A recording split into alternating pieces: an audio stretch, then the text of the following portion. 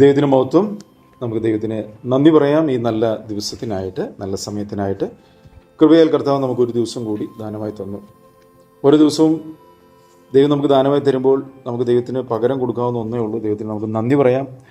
കാരണം ദൈവവചനത്തിൽ നമ്മൾ ഓർമ്മപ്പെടുന്ന ഒരു കാര്യമുണ്ട്, നന്ദിയുള്ള ഹൃദയത്തിൻ്റെ ഉടമയായിട്ട് നമ്മൾ എപ്പോഴായിരിക്കണം. കാരണം ഒരു വ്യക്തിയുടെ ഹൃദയത്തിൽ നിന്നും നന്ദി പുറപ്പെടണമെങ്കിൽ ആ വ്യക്തി തിരിച്ചറിയണമെന്ത്, എന്നെ സൃഷ്ടിച്ച ദൈവമാണ്, എനിക്കുള്ളതെല്ലാം ദൈവത്തിൻ്റെ ദാനമാണ്, ഞാനാകുന്നത് ദൈവത്തിൻ്റെ കൃപയാലാണ്, എൻ്റെ ജീവശ്വാസം ദൈവത്തിൻ്റെ ദാനമാണ് എന്നുള്ള ഒരു തിരിച്ചറിവ് ഒരു വ്യക്തിക്ക് വരുമ്പോൾ മാത്രമേ ദൈവത്തിന് നന്ദി പറയാൻ പറ്റത്തുള്ളൂ. അതില്ലാത്ത വ്യക്തികളൊക്കെ നിഗളത്തിലും ഞാനെന്ന ഭാവത്തിലൊക്കെ ആയിരിക്കുന്നു. എന്നാൽ നിഗളമല്ല, ഉന്നത ഭാവമല്ല, വീഴ്ചയ്ക്ക് മുമ്പ് ഗർവം അല്ലേ, അതിനു മുമ്പേ ഉന്നത ഭാവം, നിഗളം ഒക്കെ പറയുന്നുണ്ട്. അപ്പം നിഗളവും ഉന്നത ഭാവവും ഒന്നും നമുക്ക് വേണ്ട. കാരണം അതിൻ്റെ പിന്നിലൊക്കെ വ്യാപരിക്കുന്നത് സാത്താനാണ്. എന്നാൽ ദൈവവചനം പറയുന്നു, അവൻ താഴ്മയുള്ളവർക്ക് കൃപ നൽകുന്നു അല്ലേ. ദൈവത്തിൻ്റെ കൃപയാണ് നമുക്ക് വേണ്ടത്. താഴ്മയുള്ള വ്യക്തിത്വങ്ങളായി നമ്മൾ മാറണം. മറ്റുള്ളവരെ ശ്രേഷ്ഠരും നെണ്ണുന്ന ഹൃദയത്തിൻ്റെ ഉടമകളായിട്ട് നമ്മൾ തീരണം. പൂർണ്ണമായും ദൈവത്തിൻ്റെ ആത്മാവിനെ നയിക്കപ്പെടുന്ന വ്യക്തിത്വത്തിനായിട്ട് സമർപ്പിക്കണം. അതെപ്പോഴും ഒരു സമർപ്പണം ഉണ്ടാകുന്ന ഹൃദയം ദൈവസന്നിധിയിൽ സമർപ്പിക്കണം. എൻ്റെ കുറവുകളെ നീക്കണം കർത്താവേ, അങ്ങയുടെ പുത്രനായ യേശുവിനെ, ഞങ്ങൾക്ക് മാതൃക കാണിച്ചു തന്ന പുത്രനായ യേശുവിനെ പോലെ എന്നെ പണിതെടുക്കണമേ എന്നുള്ളൊരു ആഗ്രഹം ഒരു വ്യക്തിയുടെ ഉള്ളിലുണ്ടെങ്കിൽ അവിടെയാണ് ദൈവം പ്രവർത്തിക്കുന്നത്. അത്തരത്തിലുള്ള വ്യക്തികളെയാണ് ദൈവം പണിതെടുക്കുന്നത്. അതുകൊണ്ട് നമ്മുടെ ഹൃദയത്തിൽ ആ ഒരു ആഗ്രഹമായിരിക്കണം. ദൈവവചനത്തിന് മുമ്പിൽ നമ്മളായിരിക്കുമ്പോൾ ഈ ഒരു ആഗ്രഹം നമുക്കുണ്ടാവണം. അങ്ങനെയാണെങ്കിൽ മാത്രമേ പരിശുദ്ധാത്മാവിനെ നമ്മളെ ഒരുക്കാൻ പറ്റത്തുള്ളൂ. വചനം പറയുന്നുണ്ട്, തകർന്നും നുറുങ്ങിയും ഇരിക്കുന്ന ഹൃദയത്തിൻ്റെ പ്രാർത്ഥനകളെ ദൈവം നീ നിരസിക്കുകയില്ല. ഹൃദയം നുറുങ്ങിയവർക്ക് യഹോവ സമീപസ്ഥൻ, മനസ്സ് തകർന്നവരെ അവൻ രക്ഷിക്കുന്നു. കാരണം നമുക്കറിയാം, ഒരു തരിശു നിലത്തിൽ ഒരിക്കലും വിത്ത് വിതറിയാൽ അത് മുളയ്ക്കത്തില്ല. അതുകൊണ്ട് ദൈവവചനത്തിൻ്റെ കേൾവി നമ്മളുള്ള സ്വയത്തെ, ഞാനെന്ന ഭാവത്തെ, നിഗളത്തെ, ഉന്നത ഭാവത്തെ ഒക്കെ ഇടിച്ച് പൊട്ടിച്ചു കളയും. ദൈവവചനം പറയുന്നുണ്ട്, കട്ടകൾ ഉടയ്ക്കണം, തരിശു നിലം ഉഴണം. അങ്ങനെയാണ് നമുക്ക് വിത്ത് വിധിക്കാനായിട്ട് പറ്റത്തുള്ളൂ. ഒരുക്കമുള്ള നിലത്തിൽ വീഴുന്ന വിത്തുകളാണ് 30, 60, 100 മേനി ഫലം പുറപ്പെടുവിക്കുന്നത് എന്ന് നമുക്ക് കാണാനായിട്ട് സാധിക്കും. ഇപ്പോൾ പല മേഖലകളും ഇപ്പോഴും കട്ടകൾ പോലെ ഇരിക്കുന്നുണ്ടെങ്കിൽ ദൈവവചനത്തിൻ്റെ കേൾവി കട്ടകൾ ഉടയ്ക്കുവാൻ, നമ്മുടെ ഹൃദയ കാഠിന്യങ്ങൾ മാറുവാൻ ദൈവവചനം പറയുന്നുണ്ട്, ഞാൻ നിൻ്റെ കല്ല് പോലുള്ള ഹൃദയത്തെ മാറ്റി മാംസളമായൊരു ഹൃദയം ഞാൻ നിനക്ക് നൽകും, ഞാൻ എൻ്റെ കൽപ്പനകളെ നിൻ്റെ ഉള്ളിലാക്കും, എൻ്റെ ചട്ടങ്ങളിൽ നിന്നെ നടക്കുമാറാക്കും. അപ്പോൾ ചട്ടങ്ങളിൽ ഒരു വ്യക്തിക്ക് നടക്കുവാൻ തടസ്സമായി നിൽക്കുന്ന കാര്യങ്ങളാണ് ഞാനീ പറഞ്ഞത്, കട്ട, തരിശു നിലം, അതുപോലെ മുള്ള്, പാറ എന്നൊക്കെ പറയുന്നത്. അപ്പോൾ നമ്മൾ കർത്താവിനായിട്ട് നമ്മളെ സമർപ്പിച്ച ഒരു വ്യക്തിയുടെ ഉള്ളിലും ഈ പറയുന്ന സംഭവങ്ങളൊക്കെ കാണും. രൂപാന്തരപ്പെടാത്ത അല്ലെങ്കിൽ ഏൽപ്പിച്ചു കൊടുക്കാത്ത മേഖലകളൊക്കെ ഈ കട്ടകൾ പോലെയും പാറകൾ പോലെയും തരിശുനിലം പോലെയും ഒക്കെ കിടപ്പുണ്ടാവും. അപ്പോൾ ദൈവവചനത്തിൻ്റെ കേൾവി എന്ത് ചെയ്യും? ദൈവവചനത്തിൻ്റെ കേൾവി ഈ ഏത് മേഖലകളിലാണ് ഇപ്പോഴും ഞാൻ ദൈവത്തിന് സമർപ്പിക്കാത്തത് എന്ന് ഓർമ്മപ്പെടുത്താനും സമർപ്പിക്കുവാനും ആ സമർപ്പണം നമ്മളുടെ ജീവിതത്തെ സമൂലമായി രൂപാന്തരപ്പെടുത്താനും ഇടയായിത്തീരും. ഇങ്ങനെയാണ് ഒരു വ്യക്തി ക്രിസ്തുവിൽ വളർന്നു വരുന്നത്. അപ്പോൾ സമർപ്പണം എന്ന് പറയുന്നത് ഒരു ദിവസം ഉണ്ടാവേണ്ട കാര്യമല്ല.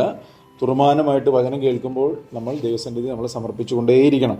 അങ്ങനെ സമർപ്പിക്കുമ്പോൾ അതിനാണ് നന്മയും പ്രസാദവും പൂർണ്ണതയുമുള്ള ദൈവഹിതം ഇന്നതെന്ന് തിരിച്ചറിയാൻ മനസ്സ് പുതുക്കണമെന്ന് പറയുന്നത്. അപ്പോൾ മനസ്സ് പുതുക്കാത്ത ഒരു വ്യക്തിക്ക് ക്രിസ്തുവിൽ വളരാൻ പറ്റത്തില്ല.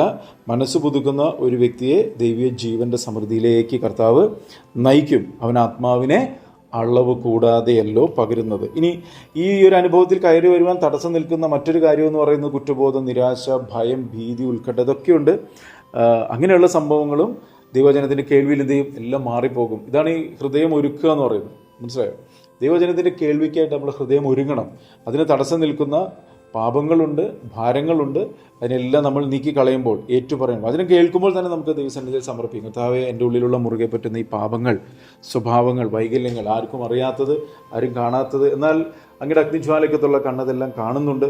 വചനം കേൾക്കുമ്പോൾ കർത്താവേ, ഈ സ്വഭാവങ്ങളെ വെച്ചുകൊണ്ട് ഞാൻ ഇതുവരെ നടന്നു, കർത്താവെ അതിൽ രസിക്കുവാനല്ല, അതിനെല്ലാം നീക്കി കളഞ്ഞുകൊണ്ട് നിന്നിൽ രസിപ്പാൻ. കർത്താവാണ് എൻ്റെ രസം, യാഹിലെ സന്തോഷമാണ് എൻ്റെ ബലം അല്ലേ. കളിക്കാരുടെ കൂട്ടത്തിലും ഞാൻ രസിച്ചിട്ടില്ല, നീ എന്നെ നീരസം കൊണ്ട് നിറച്ചിരിക്കുന്നു എന്നൊക്കെ പറയുമ്പോൾ കർത്താവിനോട് ചേർന്ന് നടക്കുന്ന ഒരു വ്യക്തിക്ക് പിന്നെ നമ്മൾ ഇതുവരെ രസിച്ചുകൊണ്ടിരുന്ന ഒന്നിലും രസിക്കാനായിട്ട് പറ്റത്തില്ല. കാരണം കർത്താവാണ് നമ്മളുടെ രസം. അവൻ്റെ ഇഷ്ടം എല്ലായ്പ്പോഴും ചെയ്യുന്നതാണ് എൻ്റെ ആഹാരം അല്ലേ. കർത്താവ് അങ്ങനെ പറയുന്നത്. എനിക്കൊരു എന്താണ് സ്നാനമേൽക്കാനുണ്ട്, നിങ്ങളറിയാത്ത ആഹാരം എനിക്ക് ഭക്ഷിപ്പാനുണ്ട് എന്ന് പറയുമ്പോൾ അവർ വിചാരിക്കുന്ന വേറെ വല്ലവരും വല്ലതും കൊണ്ടുവന്ന് കൊടുത്തോ ഭക്ഷണം ഇനി അല്ല. പറഞ്ഞത് എൻ്റെ പിതാവിൻ്റെ ഇഷ്ടം എനിക്ക് ചെയ്യണം, അതാണ് എൻ്റെ ആഹാരം. അത് ഒരു ആത്മാവിനെ നയിക്കപ്പെടുന്ന ഒരു വ്യക്തിയുടെ ഹൃദയത്തിലെ എല്ലായ്പ്പോഴുള്ള ആഗ്രഹം എന്ന് പറയുന്നത് ഇതാണ്, എൻ്റെ പിതാവിൻ്റെ ഇഷ്ടം എനിക്ക് ചെയ്യണം. അത് നമ്മളെ അകത്തെ മനുഷ്യനെ ബലപ്പെടുത്തും, അകത്തെ മനുഷ്യനെ ശക്തിപ്പെടുത്തും, നമ്മളെ ദൈവ ജീവനിലേക്ക് നമ്മളെ വഴി നടത്തും. അതുകൊണ്ട് നമ്മുടെ വ്യക്തി ജീവിതത്തെ ഒന്ന് നോക്കുക. വചനം കേട്ട് നമ്മൾ തന്നെ ചതിക്കരുത്, അത് നമുക്കൊരിക്കലും നല്ലതല്ല. വചനം കേൾക്കാനായിട്ട് ദൈവം നമുക്ക് അവസരം തരുന്നുണ്ടെങ്കിൽ അത് നമ്മളോടുള്ള സ്നേഹമാണ്. വചനം കേട്ട് സമർപ്പിച്ച് മനസ്സ് പുതുക്കി ഈ പറഞ്ഞ പോലെയുള്ള കട്ടകളൊക്കെ ഉടച്ച് തരിശു നിലം ഉഴുത് പാറക്കല്ലുകളെ ഉടച്ച്, അല്ലേ, ഉടച്ചെന്ന് ഞാൻ പറഞ്ഞതിന് അർത്ഥം എന്ന് പറഞ്ഞാൽ വലിയ പാറക്കല്ല് നമുക്ക് നീക്കിക്കളയാനായിട്ട് പറ്റത്തില്ല. പക്ഷെ വചനം കേൾക്കുമ്പോൾ എന്ത് ചെയ്യും, സമർപ്പിച്ചു കൊടുക്കുമ്പോൾ പാറകൾ പോലുള്ള സ്വഭാവങ്ങൾ അങ്ങ് ഉടയും. മനസ്സിലായോ? ഉടഞ്ഞു കഴിയുമ്പോൾ നമുക്ക് അതിനെ നീക്കിക്കളയാൻ പറ്റും. അതായത് പറഞ്ഞു നമുക്ക് എടുത്ത് കളയാൻ പറ്റും അതിനെ. മറ്റേത് നമുക്ക് എന്ത് ചെയ്തിട്ടും നീങ്ങിപ്പോകുന്നില്ലേ പാപ സ്വഭാവം. സമർപ്പണത്തിൽ കൂടി വചന കേൾവിയിൽ കൂടി ദൈവം പകരുന്ന കൃപയിൽ കൂടി ആ സ്വഭാവങ്ങളെ ഉടച്ചു കളയുമ്പോൾ നമുക്കതിനെ നീക്കിക്കളയാൻ പറ്റും. നീക്കിക്കളയുമ്പോഴാണ് അവിടെ വചനം വീണ് ജീവൻ വ്യാപരിക്കുന്നത്. അതുപോലെ നമ്മളിലുള്ള ജഡിക സ്വഭാവങ്ങളായ മുള്ളും പറക്കാരെയും മുളയ്ക്കുന്ന സ്വഭാവങ്ങളൊക്കെ ഉണ്ടെങ്കിൽ മറ്റുള്ളവരെ ശ്രേഷ്ഠരെന്ന് എണ്ണാത്ത, അതുപോലെ അസൂയ, കയ്പ്, പക, വെറുപ്പ്, ഇതൊക്കെ ഈ മുള്ള്. അപ്പോൾ അത് നമ്മൾ എന്ത് ചെയ്യണം, വചനം കേൾക്കുമ്പോൾ അതിനെ ഏറ്റുപറഞ്ഞ് നീക്കിക്കളയുമ്പോൾ അവിടെയും ഈ ഫലം പുറപ്പെടുവിക്കുന്ന ഒരു അനുഭവത്തിൽ വീഴുന്ന വിത്തുകൾ നമ്മളെ പണിയാനായിട്ടൊക്കെ ഇടയായിത്തീരും. ഇങ്ങനെ ഇത്തരത്തിൽ സമർപ്പിക്കുന്ന വ്യക്തികൾ, അല്ലേ, നമ്മൾ ദൈവത്തിൽ പറയുന്ന പോലെ ഒരു വിതക്കാരൻ വിത്ത് വിതച്ചിട്ട് അവൻ ഉറങ്ങിയും, അല്ലേ, എഴുന്നേറ്റും ഇരിക്കലേ അവൻ പോലും അറിയാതെ സംഭവിച്ചു, വിത്ത് മുളച്ചു വന്നു, അല്ലെ, അവനറിയുന്നില്ലല്ലേ. ഇതുപോലെയാണ് നമ്മൾ വചനം ഏറ്റെടുത്ത് ആമേൻ പറഞ്ഞ് സംഗ്രഹിച്ച് നമ്മളുള്ള പാപത്തെ നമ്മൾ ദൈവസന്നിധി സമർപ്പിച്ച് കഴിയുമ്പോൾ ആ പാപം വിട്ടുപോകും, ആ ഇരുട്ട് നമ്മളെ വിട്ടുമാറിപ്പോവും. അത് നമ്മൾ ക്രിസ്തുവിൽ വളർത്താനൊക്കെ ഇടയായിത്തീരും. അതുകൊണ്ട് ഈ ഒരു അനുഭവത്തിൽ കയറി വരാനായിട്ട് ആഗ്രഹിച്ചാൽ പരിശുദ്ധാത്മ നമ്മളെ സഹായിക്കും. ഇന്നത്തെ ചിന്തയ്ക്കായിട്ട് നമുക്ക് റോമർക്ക് എഴുതിയ ലേഖനം അതിൻ്റെ 11-ാം അധ്യായം അതിൻ്റെ 33-34 വാക്യങ്ങൾ.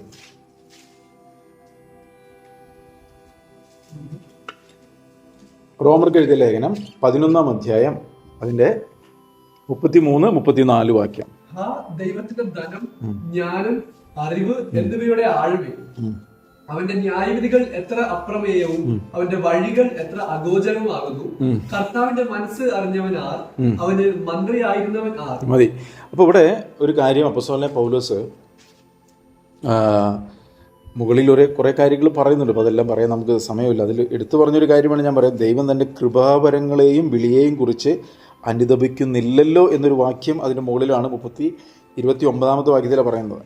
പലപ്പോഴും പലരും കൃപാവരങ്ങളെയൊക്കെ സ്വാർത്ഥതയ്ക്കായിട്ട് ഉപയോഗിക്കുന്ന ഒരു വല്ലാത്ത കാലഘട്ടത്തിലാണ് നമ്മൾ ജീവിക്കുന്നത്. പലപ്പോഴും പലരും ചിന്തിക്കുന്നുണ്ടോ, എന്താ അങ്ങനെ ദൈവം അങ്ങനെ കൃപാവരങ്ങളൊക്കെ കൊടുത്തിട്ട്, അല്ലേ, വചനം പറയുന്നത് ഇങ്ങനെയാണ്, നിങ്ങൾക്ക് ദാനമായി ലഭിച്ചു, ദാനമായി കൊടുക്കണം എന്നാണ് പറഞ്ഞത്, അല്ലേ. പക്ഷെ കൃപാവരങ്ങളൊക്കെ തെറ്റായിട്ട് ഉപയോഗിക്കുന്ന അനേകരെ നമുക്ക് കാണാം.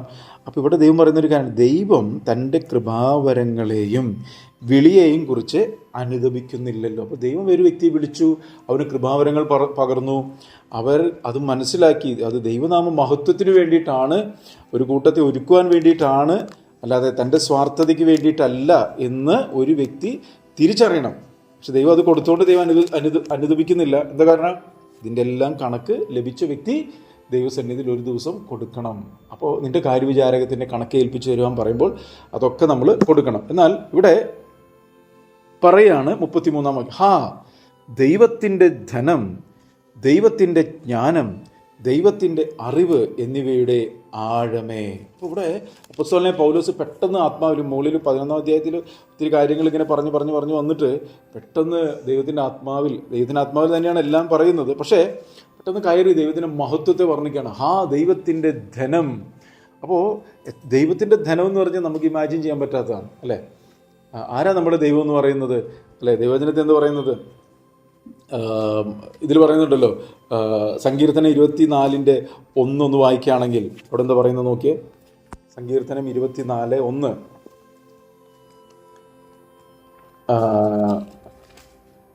അവിടെ പറയുന്നത് എന്താ? ഭൂമിയും അതിന്റെ പൂർണ്ണതയും ഭൂതലവും അതിന്റെ നിവാസികളും യഹോവയ്ക്കുള്ളതാണ്. എന്ത് പറയുന്നത്?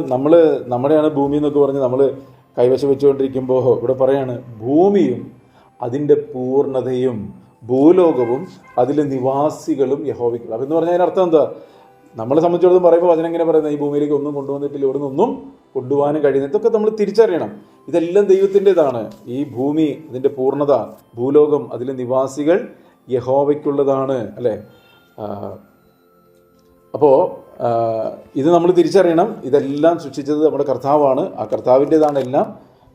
ആ കർത്താവ് നമ്മളെ ഈ ഭൂമിയിൽ കുറച്ച് ആൾ ജീവിക്കാൻ വേണ്ടി നമുക്കൊരു സമയം തന്നിരിക്കുകയാണ്. ഇത് വെട്ടിപ്പിടിക്കാൻ വേണ്ടി ഓടുകയല്ല വേണ്ടത്, മറിച്ച് ഇത് മുഴുവൻ ഉണ്ടാക്കിയൊരു കർത്താവുണ്ടല്ലോ, ആ കർത്താവാണ് എന്നെ സൃഷ്ടിച്ചത്. ആ കർത്താവിന് എന്നെക്കുറിച്ചുള്ള ഉദ്ദേശം എന്താണെന്ന് മനസ്സിലാക്കി അതിനൊത്തവണ്ണം ജീവിതത്തെ ക്രമപ്പെടുത്തുകയാണ് വേണ്ടത്. അതല്ലാതെ അതിൻ്റെ പിന്നാലെ ഓടുന്ന ഒരു ഹൃദയമല്ല നമുക്ക് വേണ്ടത്. അങ്ങനെ ഓടി ഓടി ഓടി ഓടി എന്ത് ചെയ്യും? അപ്പോൾ ആ വ്യക്തി വീണ് നഷ്ടപ്പെട്ടു പോകുന്നത് കാണാനായിട്ട് സാധിക്കും. അപ്പോൾ ഇവിടെ പറയണ ദൈവത്തിൻ്റെ ധനം. അപ്പോൾ ഞാൻ പറഞ്ഞത് ദൈവത്തിൻ്റെ ധനം എന്ന് പറഞ്ഞാൽ ദൈവമാണ് സകലത്തിൻ്റെ ഉടയവൻ, സകലത്തെ സൃഷ്ടിച്ച ദൈവമാണ്, അല്ലേ? ഇവിടെ പറയാണ് ദൈവത്തിൻ്റെ ധനം. അടുത്ത ഒരു കാര്യം പറയുന്നത് ദൈവത്തിൻ്റെ ജ്ഞാനം, അതുപോലെ തന്നെ ദൈവത്തിൻ്റെ അറിവ് എന്നിവയുടെ ആഴമേ. ഇതെന്തിനാ അങ്ങനെ പറയുന്നത്? നമ്മൾ ഈ കാര്യം മനസ്സിലാക്കണം, അല്ലേ? നമ്മൾ സ്വർഗീയ പിതാവ് ആരാണ്? ഞാൻ ആരാണ്? ഞാൻ ദൈവത്തിൻ്റെ പൈതലാണ്. ഇതൊക്കെ മനസ്സിലാക്കി കഴിഞ്ഞാൽ അതിൻ്റെ പ്രയോജനം എന്താണെന്ന് വെച്ചിട്ടുണ്ടെങ്കിൽ നമ്മൾ ഒന്നിൻ്റെ പിറകെ ഓടത്തില്ല. മനസ്സിലായോ? അപ്പോൾ ആ കർത്താവ് നമ്മളെ വിളിച്ച കർത്താവ് സകലത്തിലും മതിയായവനാണ്. അപ്പോൾ അതിന് ഏറ്റവും ആദ്യം പറയുന്നത് ദൈവത്തിൻ്റെ ധനം എന്നുള്ള. അതാണ് മത്തായിയുടെ സുവിശേഷം 6:33 എന്തോ പറയുന്നത്? മത്തായി 6:33. മുന്നമേ അവൻ്റെ രാജ്യവും അവൻ്റെ നീതിയും അന്വേഷിക്കുക, അല്ലേ? ഒരു വ്യക്തി കർത്താവിനെ പിൻപറ്റാൻ ആഗ്രഹിക്കുമ്പോൾ അവിടെ പറയുന്നത് നിങ്ങൾ കർത്താവിൻ്റെ രാജ്യത്തിലാണെങ്കിൽ, കർത്താവിൻ്റെ നീതിയാണ് പിൻപറ്റുന്നതെങ്കിൽ, അല്ലെ? 6:33 വായിച്ച് അവന്റെ രാജ്യവും നീതിയും അന്വേഷിപ്പിൻ, അതോടുകൂടെ ഇതൊക്കെയും നിങ്ങൾക്ക് കിട്ടും. കേട്ടോ, ഇവിടെ പറയാ ഏതൊക്കെയും മുകളിൽ പറഞ്ഞ കാര്യങ്ങൾ, എന്ത് തിന്നും എന്ത് കുടിക്കും എന്നിങ്ങനെ നിങ്ങൾ വിചാരപ്പെടേണ്ട പറയുന്നില്ല ഇതില്. ഇവിടെ എങ്ങനെയാണ് പറയുന്നത്? 6:33 പറയുന്നത്. അതിൻ്റെ ഇവിടെ അതിൻ്റെ മുകളിലേക്ക് വായിക്കുമ്പോൾ നിങ്ങളുടെ പിതാവ് പുലർത്തുന്നു. ആകയാൽ നാം എന്ത് തിന്നും എന്ത് കുടിക്കും എന്ത് ഉടുക്കും എന്നിങ്ങനെ നിങ്ങൾ വിചാരപ്പെടരുത്. ഈ വകയൊക്കെയും ജാതികൾ അന്വേഷിക്കുന്നു. സ്വർഗസ്ഥനായ നിങ്ങളുടെ പിതാവ് ഇതൊക്കെയും നിങ്ങൾക്ക് ആവശ്യം എന്ന് അറിയുന്നുവല്ലോ. മുൻപേ അവന്റെ രാജ്യവും നീതിയും അന്വേഷിപ്പിൻ, അതോടുകൂടെ ഇതൊക്കെയും നിങ്ങൾക്ക് കിട്ടും. അപ്പൊ ഈ പറഞ്ഞതിന്റെ ആവശ്യം എന്ന് പറയുന്നത് നമ്മൾ ഈ ഭൂമിയിൽ ജീവിക്കുമ്പോൾ നമുക്ക് ഇതൊക്കെ ആവശ്യമാണ്. സ്വർഗസ്ഥനായ പിതാവിന് അറിയാം. അപ്പോസ്തലനായ പൗലോസ് 11-ാമത്തെ റോമാലേഖനം 11-ാം അധ്യായം നമ്മൾ വായിക്കുമ്പോൾ, അന്ന് അധ്യായം ഒന്നും തിരിച്ചിട്ടില്ലല്ലോ, പെട്ടെന്ന് കയറി ഇങ്ങനെ ദൈവത്തിൻ്റെ ധനം എന്ന് പറഞ്ഞതിന് അർത്ഥം എന്താ? മനുഷ്യൻ എപ്പോഴും കൂടുതൽ വറീഡാവുന്നത് ഈ ഭൂമിയിൽ നമ്മളായിരിക്കുമ്പോൾ സാമ്പത്തികമായിട്ടുള്ള വിഷയങ്ങളുടെ നടുവിലാണ് കൂടുതലും വറീഡാവുന്നത്. അയ്യോ, നാളെ ആവശ്യമുണ്ടല്ലോ, മറ്റന്നാൾ ആവശ്യമുണ്ടല്ലോ, എന്ത് ചെയ്യും? അപ്പോൾ ഈ ദൈവത്തിൻ്റെ ആത്മാവിൽ പെട്ടെന്ന് കയറിയിട്ട് ഈ ദൈവം ആരാണ് എന്ന് പെട്ടെന്ന് വെളിപ്പെട്ടിട്ട് അവിടെ പറയാണ് ദൈവത്തിൻ്റെ ധനം. അപ്പോൾ നമ്മളിത് കേൾക്കുമ്പോൾ അയ്യോ എനിക്ക് കുറേ ധനം ഉണ്ടാകണം എന്നുള്ള അർത്ഥത്തിലല്ല അത് പറയുന്നത്, മറിച്ച് നമ്മളുടെ ജീവിതത്തിൽ നമ്മൾ കർത്താവിനെ പിൻപറ്റുമ്പോൾ നമുക്ക് ആവശ്യമായതൊക്കെ നൽകിത്തരാൻ മതിയായ ഒരു സ്വർഗീയ പിതാവാണ് നിങ്ങൾക്കുള്ളത് എന്ന് നിങ്ങൾ മനസ്സിലാക്കി നമ്മൾ എന്ത് ചെയ്യണം? ദൈവത്തിന് നന്ദി പറയണം, സ്തോത്രം പറയണം, ആമേൻ പറയണം, സമാധാനത്തോടു കൂടി നമ്മൾ ജീവിക്കണം എന്നുള്ള ഒരു വലിയൊരു തിരിച്ചറിവ് നമുക്കുണ്ടാകണം. കാരണം ഈ ഒരു സമാധാനം നമുക്കില്ലെങ്കിൽ ഒരിക്കലും പരിശുദ്ധാത്മാവിനാൽ നമുക്ക് നയിക്കപ്പെടാൻ പറ്റത്തില്ല. കാരണം പലവിധമായിട്ടുള്ള ഭാരങ്ങളും പ്രയാസങ്ങളൊക്കെ ആ വ്യക്തിയുടെ ഉള്ളിലേക്ക് കയറി വരാനായിട്ട് ഇടയുണ്ട്. മത്തായിയുടെ സുവിശേഷം നമ്മൾ കുറച്ച് മുകളിലേക്കൊക്കെ കയറി വായിക്കുമ്പോൾ അവിടെ പറയുന്നുണ്ട്, ആകാശ് 25-ാമത്തെ വാക്യം തൊട്ട്, മത്തായി 25, എന്നാലേ അതിൻ്റെ ഒരു കൺക്ലൂഷൻ കിട്ടുള്ളൂ നമുക്ക്. 25-ാമത്തെ വാക്യം തൊട്ട് 6:25. അതുകൊണ്ട് ഞാൻ നിങ്ങളോട് പറയുന്നത് എന്ത് തിന്നും എന്ത് കുടിക്കും എന്ന് നിങ്ങളുടെ ജീവനായിക്കൊണ്ടും. അപ്പൊ മനുഷ്യന്റെ ഏറ്റവും വലിയ പ്രശ്നം അയ്യോ എന്ത് തിന്നും എന്ത് കുടിക്കും, അല്ലേ? അപ്പോൾ കാരണം എന്താ?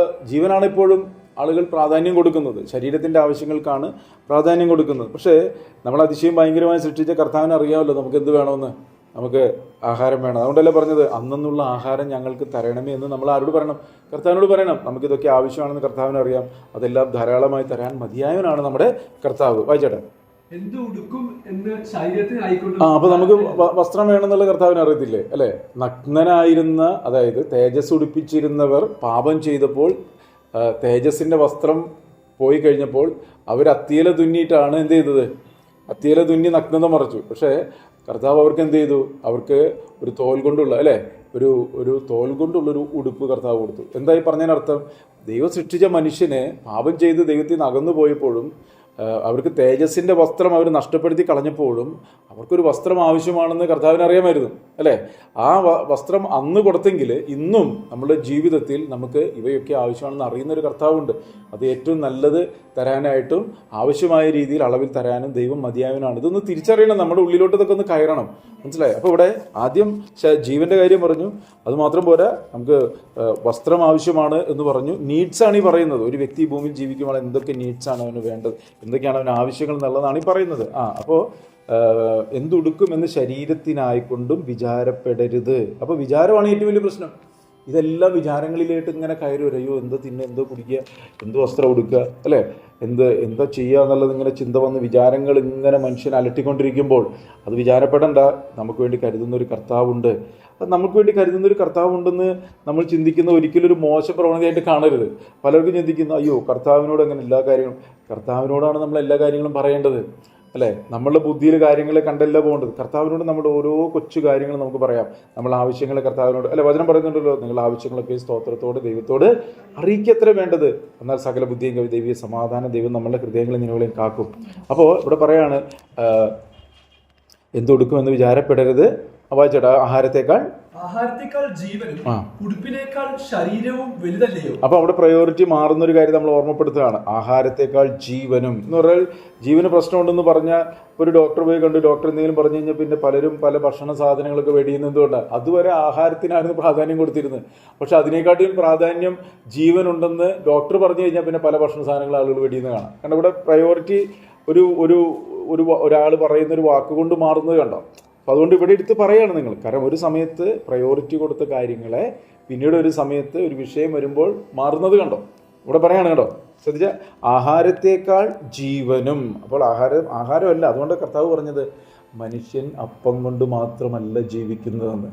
അങ്ങനെ നമ്മൾ ആഹാരത്തിന് വേണ്ടി മാത്രമല്ല ജീവിക്കുന്നത്, ദൈവത്തിൻ്റെ വായിൽ നിന്ന് വരുന്ന സകല വചനം കൊണ്ട് ജീവിക്കുന്നെന്ന് എഴുതിയിരിക്കുന്നല്ലോ. പക്ഷേ ഈ ലോകത്തുള്ള ആളുകളുടെ ഏറ്റവും വലിയ ഇതെന്ന് പറയുന്നത് തിന്നുക, കുടിക്കുക, ആനന്ദിക്കുക, നാളെ മരിക്കുമല്ലോ എന്നുള്ളൊരു ചിന്തയാണ്. പക്ഷേ ഈ ജീവിതയാത്രയിൽ കർത്താവിനോട് ചേർന്ന് നടക്കുന്ന ഒരു വ്യക്തിയെ സംബന്ധിച്ചിടത്തോളം അവൻ്റെ പ്രയോറിറ്റികളൊക്കെ മറന്നു കാണാൻ പറ്റും. നിലനിൽക്കുന്നതിനെ ലാക്കാക്കിക്കൊണ്ടുള്ള ഒരു ജീവിതത്തിനായിട്ട് ആ വ്യക്തി തൻ്റെ ജീവിതത്തെ ക്രമപ്പെടുത്തുമെന്ന് ഈ വചനമൊക്കെ വായിക്കുമ്പോൾ നമ്മൾ മനസ്സിലാക്കണം.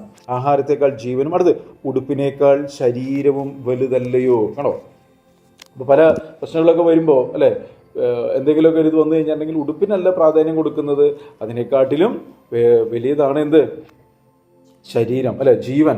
ശരീരം എന്ന് പറഞ്ഞാൽ പ്രയോറിറ്റി മാറുന്നൊരു കാര്യം നമുക്ക് കാണാനായിട്ട്. നമ്മൾ ഇതൊക്കെ കേൾക്കുമ്പോൾ നമ്മൾ നമ്മുടെ മനസ്സിലേക്ക് ഒന്ന് ചിന്തിക്കണം, എന്തോ ഈ പറയുന്നത്, ഇതെന്നും പറഞ്ഞ് മനസ്സിലാക്കി നമ്മളുടെ ജീവിതത്തിൽ നമുക്ക്, കാരണം നമ്മളെപ്പോഴും ഈ ആഹാരത്തിനും വസ്ത്രത്തിനും മാത്രം പ്രാധാന്യം കൊടുത്തുകൊണ്ട് ജീവിക്കുമ്പോൾ അത് ആരെയും കുറ്റമല്ല, അത് ഈ സർവ്വലോകം ദുഷ്ടൻ്റെ അധീനതയിൽ കിടക്കുന്നത് കൊണ്ട് ഈ ദുഷ്ടനെല്ലായ്പ്പോഴും മനുഷ്യനെ ഇങ്ങനെയുള്ള സംഭവങ്ങളിലേക്കാണ് കൊണ്ടുപോകുന്നത്. അവൻ്റെ മനസ്സെപ്പോഴും അതിലേക്കാണ് എന്ത് ചെയ്യുന്നത്? ഊന്നൽ കൊടുക്കുന്നത്. മനസ്സിലായോ? പക്ഷേ അങ്ങനെ മനസ്സിൽ ഊന്നൽ കൊടുക്കുമ്പോൾ ദൈവത്തിൻ്റെ പദ്ധതി തിരിച്ചറിയാൻ പറ്റില്ല. പക്ഷെ വചനം കേൾക്കുമ്പോൾ നമ്മൾ കാര്യങ്ങളെ ഗ്രഹിച്ച് മനസ്സിലാക്കി മനസ്സ് പുതുക്കുവാൻ ദൈവഹിതത്തിനൊത്തവണ്ണം ജീവിക്കുക എന്ന് പറഞ്ഞാൽ അതിനർത്ഥം നമുക്ക് വസ്ത്രം വേണ്ട, ഭക്ഷണം വേണ്ടെന്നാണോ? നമ്മൾ നല്ല വസ്ത്രം ധരിക്കേണ്ടെന്നാണോ? നല്ല ഭക്ഷണം കഴിക്കേണ്ടെന്നാണോ? എന്നല്ലേ പറഞ്ഞതിനർത്ഥം. നമ്മൾ ചിന്തിക്കണം, നമ്മളെ ജീവിതത്തെ നമ്മൾ ക്രമപ്പെടുത്തണം. അത് നമ്മുടെ വ്യക്തി ജീവിതത്തെ പണിയാനൊക്കെ ആയിട്ട് ഇടയായിത്തീരും. അടുത്തത്, ആകാശത്തിലെ പറവകളെ നോക്കുവിൻ, അവ വിതയ്ക്കുന്നില്ല, കൊയ്യുന്നില്ല, കളപ്പുരയിൽ കൂട്ടിവെക്കുന്നതുമില്ല, എങ്കിലും സ്വർഗസ്ഥനായ നിങ്ങളുടെ പിതാവ് അവയെ പുലർത്തുന്നു. അവയേക്കാൾ നിങ്ങൾ ഏറ്റവും വിശേഷതയുള്ളവരല്ലയോ? അപ്പൊ ഇവിടെ നമ്മളൊരു കാര്യം പറയുകയാണ്. ഇവിടെ ആരെ പറയുന്ന? ആകാശത്തിലെ പറവകൾ അവ വിതയ്ക്കുന്നില്ല, കൊയ്യുന്നില്ല, കളപ്പുരയിൽ കൂട്ടിവെക്കുന്നതുമില്ല, എങ്കിലും എന്ന് പറഞ്ഞ വാക്ക് നിങ്ങൾ നോക്കിയേ. സ്വർഗസ്ഥനായ നിങ്ങളുടെ പിതാവ്. കേട്ടോ? അപ്പോൾ നമുക്ക് ഈ ഒരു ബോധ്യമില്ല, നമ്മുടെ സ്വർഗസ്ഥനായ നമുക്കൊരു പിതാവുണ്ട്. ആ പിതാവാണ് ഈ പക്ഷിമൃഗാദികൾക്കൊക്കെ ഭക്ഷണവും എല്ലാം കൊടുക്കുന്നത്. ആ സ്വർഗീയ പിതാവാണ്. അങ്ങനെയെങ്കിൽ എന്നെ തൻ്റെ ഛായയിലും സാദൃശ്യത്തിലും സൃഷ്ടിച്ച നമ്മളെ ഓരോരുത്തരെയും എത്ര അധികം കരുതും എന്ന് നമ്മളിപ്പോൾ വചനം കേൾക്കുമ്പോൾ ഹൃദയത്തിലൊന്ന് ചിന്തിച്ച് നമ്മളൊന്ന് പറയണം, ഞാൻ ആ സ്വർഗീയ പിതാവിൻ്റെ പുത്രനാണ്, പുത്രിയാണ്. മനസ്സിലായോ? ആ ഒരു ബോധ്യം നമ്മുടെ ഉള്ളിലേക്ക് കയറി വരുമ്പോൾ അത് നമ്മളെ ആ ദൈവമായിട്ടുള്ള അടുത്ത ബന്ധത്തിലേക്ക് നമ്മളെ കൂടുതൽ അടുപ്പിക്കും. മനസ്സിലായോ? കാഴ്ചപ്പാടുകളൊക്കെ മാറാനായിട്ട് തുടങ്ങും. താഴ്ത്തോട്ട്, നിങ്ങളുടെ പിതാവ് അവയെ പുലർത്തുന്നു, അവയേക്കാൾ നിങ്ങൾ ഏറ്റവും വിശേഷതയുള്ളവരല്ലയോ? അത് നമ്മുടെ ഹൃദയത്തിലൊന്ന് പറയണം അല്ലേ? കർത്താവേ, ആ സ്വർഗീയ പിതാവിൻ്റെ പുത്രപുത്രന്മാരെ തീരുവാൻ ഞങ്ങൾക്ക് വലിയ ഭാഗ്യം തന്നല്ലോ. ഞങ്ങൾ ഏറ്റവും വിശേഷതയുള്ളവരാണെന്ന് ഞങ്ങൾ ഇതുവരെ തിരിച്ചറിഞ്ഞിരുന്നില്ല. എന്നാൽ കർത്താവേ, ആ തിരിച്ചറിവിലേക്ക് ഞങ്ങളെ നയിക്കുന്നതിനായിട്ട് ഞങ്ങൾ നന്ദി പറയുന്നു. മനസ്സിലായോ? ഇനി താഴേക്ക് വായിക്കുമ്പോൾ, വിചാരപ്പെടുന്നതിനാൽ തന്റെ നീളത്തോട് ഒരു മുഴം കൂട്ടുവാൻ നിങ്ങളിൽ ആർക്ക് കഴിയും? ഉടുപ്പിനെ കുറിച്ച് വിചാരപ്പെടുന്നത്. അപ്പൊ വിചാരപ്പെടുന്നത് ദൈവത്തിന് താല്പര്യമില്ല. നമ്മളിങ്ങനെ എന്ന് പറഞ്ഞാൽ നമ്മൾ വിചാരപ്പെടാതിരിക്കുമോ? ഇല്ല, അതിങ്ങനെ വന്നുകൊണ്ടിരിക്കും. പക്ഷെ എന്താ ചെയ്യേണ്ടത്? ആ വിചാരങ്ങൾ അപ്പോൾ തന്നെ നമ്മൾ എന്ത് ചെയ്യണം? ദൈവകരങ്ങളിലേക്ക് സമർപ്പിക്കണം. എൻ്റെ ആകുലങ്ങൾ, ഉത്കണ്ഠകൾ, നാളെക്കുറിച്ചുള്ള ആശങ്കകൾ, ഭാവിയെക്കുറിച്ചുള്ള ആശങ്കകൾ, മക്കളെക്കുറിച്ചുള്ള ആശങ്കകൾ എല്ലാം എൻ്റെ മേൽ ഇട്ടുകൊള്ളുവിൻ. അപ്പോൾ വിചാരം വരും. പക്ഷെ ആ വിചാരത്തെ അപ്പോൾ പിടിച്ചെന്ത് ചെയ്യണം? എൻ്റെ കർത്താവ് മതിയായവനാണ് അല്ലേ? പല വിചാരങ്ങൾ വരില്ലേ? എന്ത് തിന്നും, എന്ത് കുടിക്കും. അപ്പോൾ നമ്മളിത് പറയണം, കർത്താവ് ഇതുവരെ നടത്തി, ഇനിയും നടത്താൻ കർത്താവ് മതിയായവനാണ് അല്ലേ? കാക്കകൾക്കും പക്ഷികൾക്കും ഒക്കെ അതതിൻ്റെ ഭക്ഷണം കൊടുക്കുന്ന കർത്താവ്, ആ സ്വർഗീയ പിതാവാണ് എൻ്റെ അപ്പൻ. ആ അപ്പൻ എനിക്ക് വേണ്ടി കരുതുന്നവനാണ്. ഞാൻ പറയുന്നതിന് മുമ്പ് എൻ്റെ ആവശ്യങ്ങൾ അറിയുന്ന ദൈവമാണെന്ന് വേറെ ആരോടും പറയണ്ട, നമ്മളോട് തന്നെ ഒന്ന് പറയണം. നമ്മുടെ അകത്താണിതെന്ന് ബോധ്യം വരണം. ആ ഉറച്ച ബോധ്യം നമ്മുടെ ഉള്ളിലുണ്ടാകണം കേട്ടോ.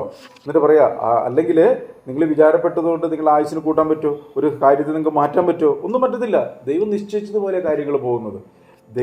ദൈവഭക്തിയുള്ള ഒരു വ്യക്തിയെ സംബന്ധിച്ചിടത്തോളം ദൈവഹിതത്തിൽ തൻ്റെ ജീവിതത്തെ ക്രമപ്പെടുത്താനായിട്ട് സമർപ്പിക്കും. അതാ വേണ്ടത്. കാരണം ദൈവമാണ് എല്ലാத்தைയും നിയന്ത്രിക്കുന്നത്. മനസ്സിലായോ? അപ്പോൾ ദൈവഹിതത്തിന് വിരുദ്ധമായൊരു തീരുമാനം എടുക്കുമ്പോൾ സംഭവിക്കുന്നത്, അത് നമ്മൾ പലതിലേക്കും ചുറ്റി വലിച്ചുകൊണ്ട് ഇസ്രായേൽ മക്കൾക്ക് പറ്റതാണ്. 40 വർഷം അവർ മരുഭൂമിയിൽ ചുറ്റി വലയേണ്ടതായിട്ട് വന്നു. ദൈവത്തിൻ്റെ ഹിതം മനസ്സിലാക്കി ദൈവത്തോട് ചേർന്ന് നടന്നിരുന്നെങ്കിൽ വളരെ ചുരുങ്ങിയ ദിവസങ്ങൾ കൊണ്ട് എത്തപ്പെടുമായിരുന്ന ഒരു സ്ഥലമായിരുന്നു. അപ്പോൾ ഇന്ന് നമ്മുടെ ജീവിതത്തിൽ പലപ്പോഴും നമ്മൾ പോലും അറിയാതെ ഈ ഇസ്രായേൽ മക്കളുടെ പരിപാടി നമ്മൾ ചെയ്യുന്നുണ്ട്. എങ്ങനെ? ജഡത്തിലുള്ള തീരുമാനങ്ങളാൽ. അതുകൊണ്ടാണ് കർത്താവ് നമുക്ക് മാതൃക കാണിച്ചത്, ഞാൻ എല്ലായ്പ്പോഴും എൻ്റെ സ്വർഗീയ പിതാവിൻ്റെ ഇഷ്ടം ചെയ്യുന്നു. കണ്ടോ? അപ്പോൾ നമുക്കറിയത്തില്ല പലപ്പോഴും എങ്ങനെ തീരുമാനം എടുക്കേണ്ടതെന്ന്. അപ്പോൾ നമ്മൾ എങ്ങനെയാണ് ദൈവത്തിൻ്റെ തീരുമാനം എങ്ങനെയാണെന്ന് എനിക്ക് അറിയുന്നില്ല, പിന്നെ ഞാൻ എന്ത് ചെയ്യുന്നു പറയും. അപ്പോൾ എങ്ങനെ നമുക്ക് ദൈവത്തിൻ്റെ തീരുമാനം എങ്ങനെ അറിയാൻ പറ്റുക? നമ്മളുടെ തീരുമാനങ്ങളെ വിൽ പവർ കൊണ്ട് ചെയ്യുകയല്ല വേണ്ടത്. ഒരു സാഹചര്യത്തിന് മുമ്പിൽ വരുമ്പോൾ, കർത്താവേ, എൻ്റെ മനസ്സിൽ വരുന്ന ഇതാണ്, പക്ഷെ എൻ്റെ ഇഷ്ടമല്ല, നിന്റെ ഇഷ്ടം എന്താണോ അതിലേക്ക് എന്നെ നടത്തണമേ എന്ന് പറഞ്ഞ് ഹൃദയപൂർവ്വം പ്രാർത്ഥിക്കണം. അങ്ങനെ പ്രാർത്ഥിക്കുമ്പോൾ, അങ്ങനെ ഹൃദയപൂർവ്വമുള്ള പ്രാർത്ഥന കാണുന്ന കർത്താവ് ദൈവഹിതത്തിലേക്ക് നമ്മൾ വഴി നടത്തും. ദൈവഹിത പ്രകാരമുള്ള വഴികൾ നമുക്ക് തുറന്നു വരുന്നത് കാണാനായിട്ട് സാധിക്കും. അങ്ങനെ നയിക്കപ്പെടുന്ന ഒരു വ്യക്തിയെ സംബന്ധിച്ചാണ് സ്വസ്ഥതയുണ്ടാവും, സമാധാനം ഉണ്ടാവും, സന്തോഷം ഉണ്ടാവും. മനസ്സിലായോ? ദൈവ ജീവനിൽ വളരാനായിട്ട് സാധിക്കും. താഴേക്ക് വായിക്കുമ്പോൾ, ഉടുപ്പിനെ കുറിച്ച് വിചാരപ്പെടുന്നതുകൊണ്ട് വയലിലെ താമര എങ്ങനെ വളരുന്നു എന്ന് നിരൂപിക്കും. അവ അധ്വാനിക്കുന്നില്ല, നൂൽക്കുന്നതുമില്ല. എന്നാൽ ശലോമോൻ പോലും തന്റെ സർവ്വമഹത്വത്തിലും ഇവയിൽ ഒന്നിനോളം ചമഞ്ഞിരുന്നില്ല എന്ന് ഞാൻ നിങ്ങളോട് പറയും. ശലോമോൻ രാജാവിനെ കുറിച്ച് നിങ്ങൾ കേട്ടിട്ടുണ്ടോ? കേട്ടിട്ടില്ലെങ്കിൽ നിങ്ങൾ പഴയ ഉടമ്പടി പുസ്തകത്തിലൊക്കെ വായിക്കണം. അപ്പോൾ അതിൽ ശലോമോൻ രാജാവിൻ്റെ എഴുന്നള്ളത്തൊക്കെ കണ്ടിട്ട് അല്ലേ, ആ രാജ്ഞിയുടെ പേരെന്താ? ശേബാരാജ്ഞി പോലും ഞെട്ടിപ്പോയി അവൻ്റെ അവിടെ നിന്നുള്ള വരവും കാര്യങ്ങളൊക്കെ കണ്ടിട്ട്. പക്ഷെ ഇവിടെ കർത്താവ് പറയും, ഒരു താമരയെ നിങ്ങൾ കണ്ടിട്ടുണ്ടോ? ഒരു ലില്ലിയെ നിങ്ങൾ കണ്ടിട്ടുണ്ടോ? അത് ആ സൂര്യൻ ഉദിച്ചു വരുമ്പോൾ അത് ആ പ്രതാപത്തോടു കൂടി നിൽക്കുന്ന അതിൻ്റെ മനോഹാരിതയുണ്ടല്ലോ. ഈ ശലോമോൻ തൻ്റെ സർവ്വപ്രതാപത്തിലും കുന്തങ്ങൾ സ്വർണം, പരിചകൾ സ്വർണം, ആന, എല്ലാ സംഭാവങ്ങളും കൂടി വരുന്ന അതിൻ്റെ ഈ ഒരു പൂവിൻ്റെ മഹത്വം പോലും ഇല്ലെന്ന് ശലോമോൻ്റെ വരവ് എന്ന് പറഞ്ഞാൽ അതിനർത്ഥം ഇത് ദൈവം സൃഷ്ടിച്ച സൃഷ്ടിയുടെ മനോഹാരിത നിങ്ങളൊന്ന് കാണണം. അത് പറയാൻ ഇന്നുള്ളത് നാളെ അത് കരിഞ്ഞു പോകുന്നതുമായൊരു പൂവിനെ സ്വർഗത്തിലെ ദൈവം ഇത്ര മനോഹരമായി അലങ്കരിക്കുന്നെങ്കിൽ അതാണ് അതിൻ്റെ ശ്രേഷ്ഠത. എന്നിട്ട് നമ്മളോട് പറയാണ് കേട്ടോ, ഉടുപ്പിനെ കുറിച്ച് വിചാരപ്പെടുന്ന വയലിലെ താമര എങ്ങനെ വളരുന്നെന്ന് നിരൂപിക്കും. അവൻ അധ്വാനിക്കുന്നില്ല, നൂൽക്കുന്നില്ല. എന്നാൽ ശലോമോൻ പോലും തൻ്റെ സർവ്വമഹത്വത്തിലും അവയിൽ ഒന്നിനോളം ചമഞ്ഞിരുന്നില്ല എന്ന് ഞാൻ നിങ്ങളോട് പറയുന്നു. 30-ാമത്തെ വാക്യം, ഇന്നുള്ളതും നാളെ അടുപ്പിൽ ഇടുന്നതുമായ വയലിലെ പുല്ലിനെ ദൈവം ഇങ്ങനെ ചമയിക്കുന്നുവെങ്കിൽ അല്പവിശ്വാസികളെ നിങ്ങളെ എത്ര അധികം. കേട്ടോ, ഇവിടെ പറയാണ് കേട്ടോ, ഇന്നുള്ളതും നാളെ അടുപ്പിലിടുന്നതുമായ വയലിലെ പുല്ല്. നിങ്ങൾ പുല്ല് കണ്ടിട്ടുണ്ടോ? നമ്മളിതൊന്നും കാണാൻ നമുക്ക് സമയമില്ല.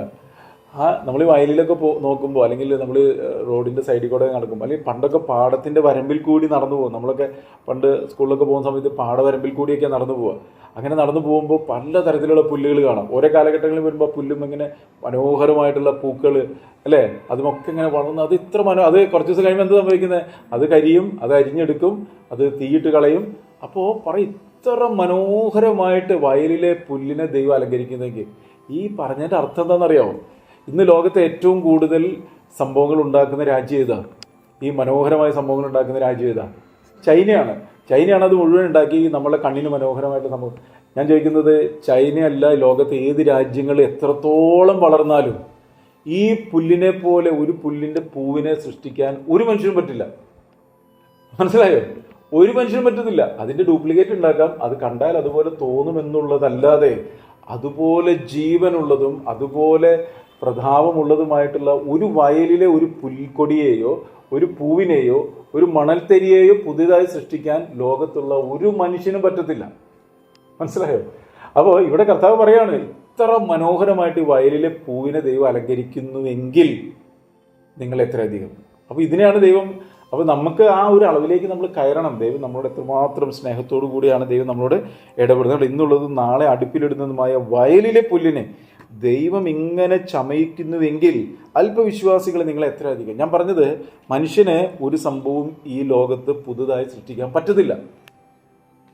ഇന്ന് മനുഷ്യൻ പലതും കണ്ടുപിടിച്ചു എന്ന് പറയുമ്പോൾ എന്തോ കണ്ടുപിടിക്കുന്നത്? ദൈവം സൃഷ്ടിച്ച ദൈവത്തിൻ്റെ സൃഷ്ടിപ്പിലുള്ള വസ്തുക്കളിൽ നിന്നും ദൈവം കൊടുത്ത ബുദ്ധിയിൽ അവൻ എന്തൊക്കെയോ ഉണ്ടാക്കുന്നു എന്നുള്ളതല്ലാതെ ഒരു സംഭവം ഇല്ലായ്മയിൽ നിന്നും പുതുതായി ഉണ്ടാക്കാൻ പറ്റത്തില്ല. ദൈവം എന്തെങ്കിലും ഉണ്ടായിട്ടുണ്ടാക്കിയതല്ല, ഉണ്ടാകട്ടെ എന്ന് പറഞ്ഞപ്പോൾ ഉണ്ടായതാണ് ഈ കാണുന്നത് മുഴുവൻ.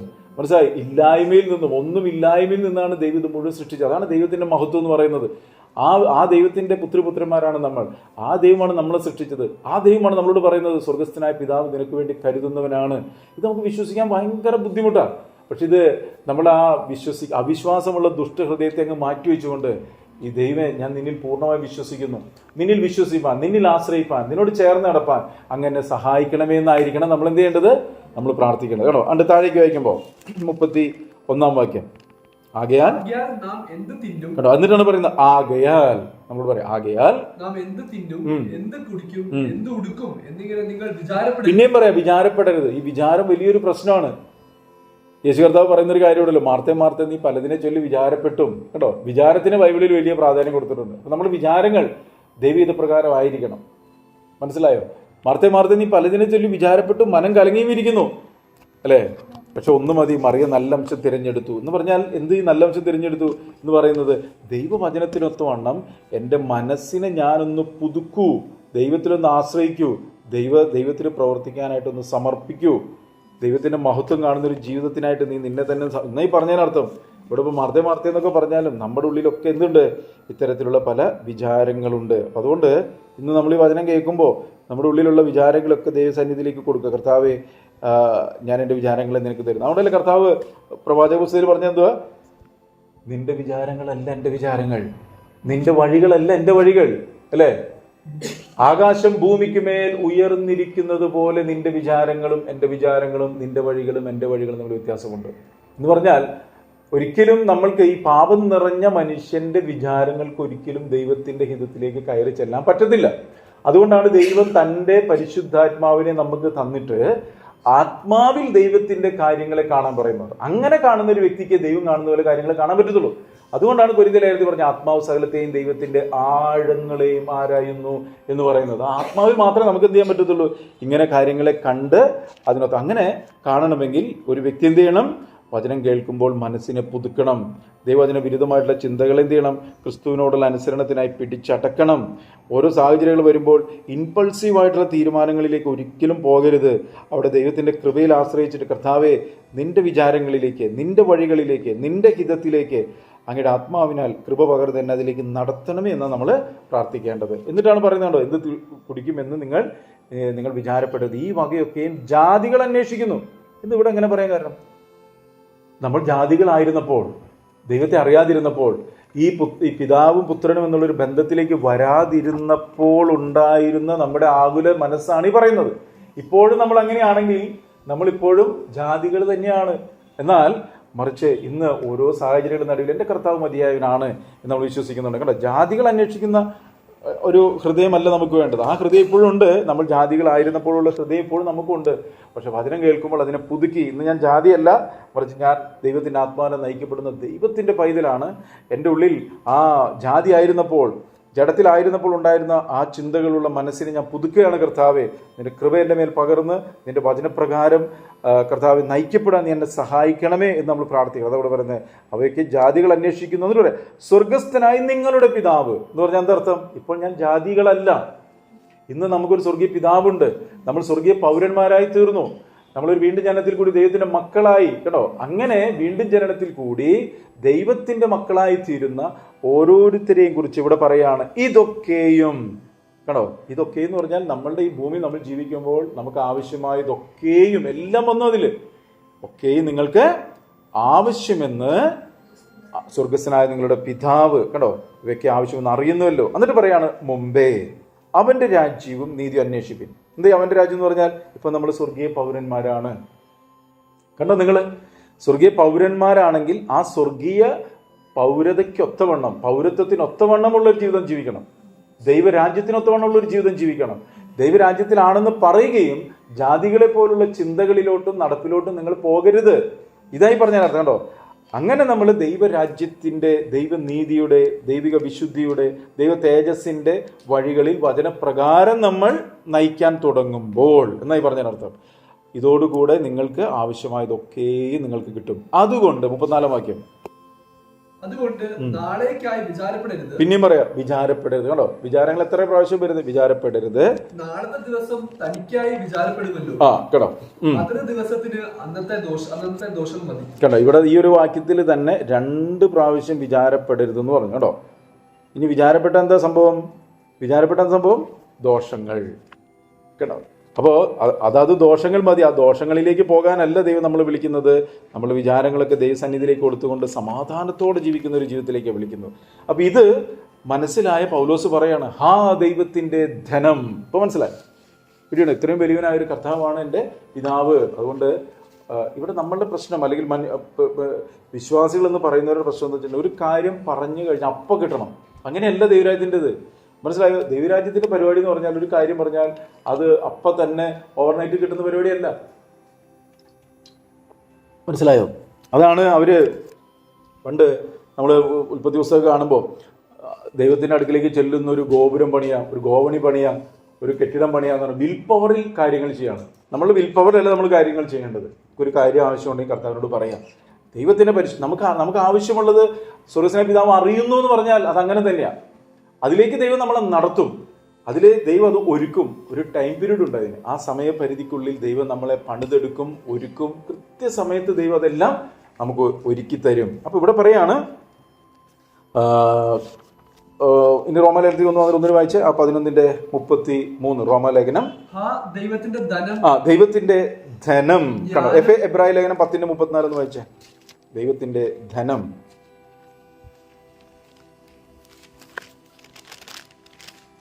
പത്തിന് 34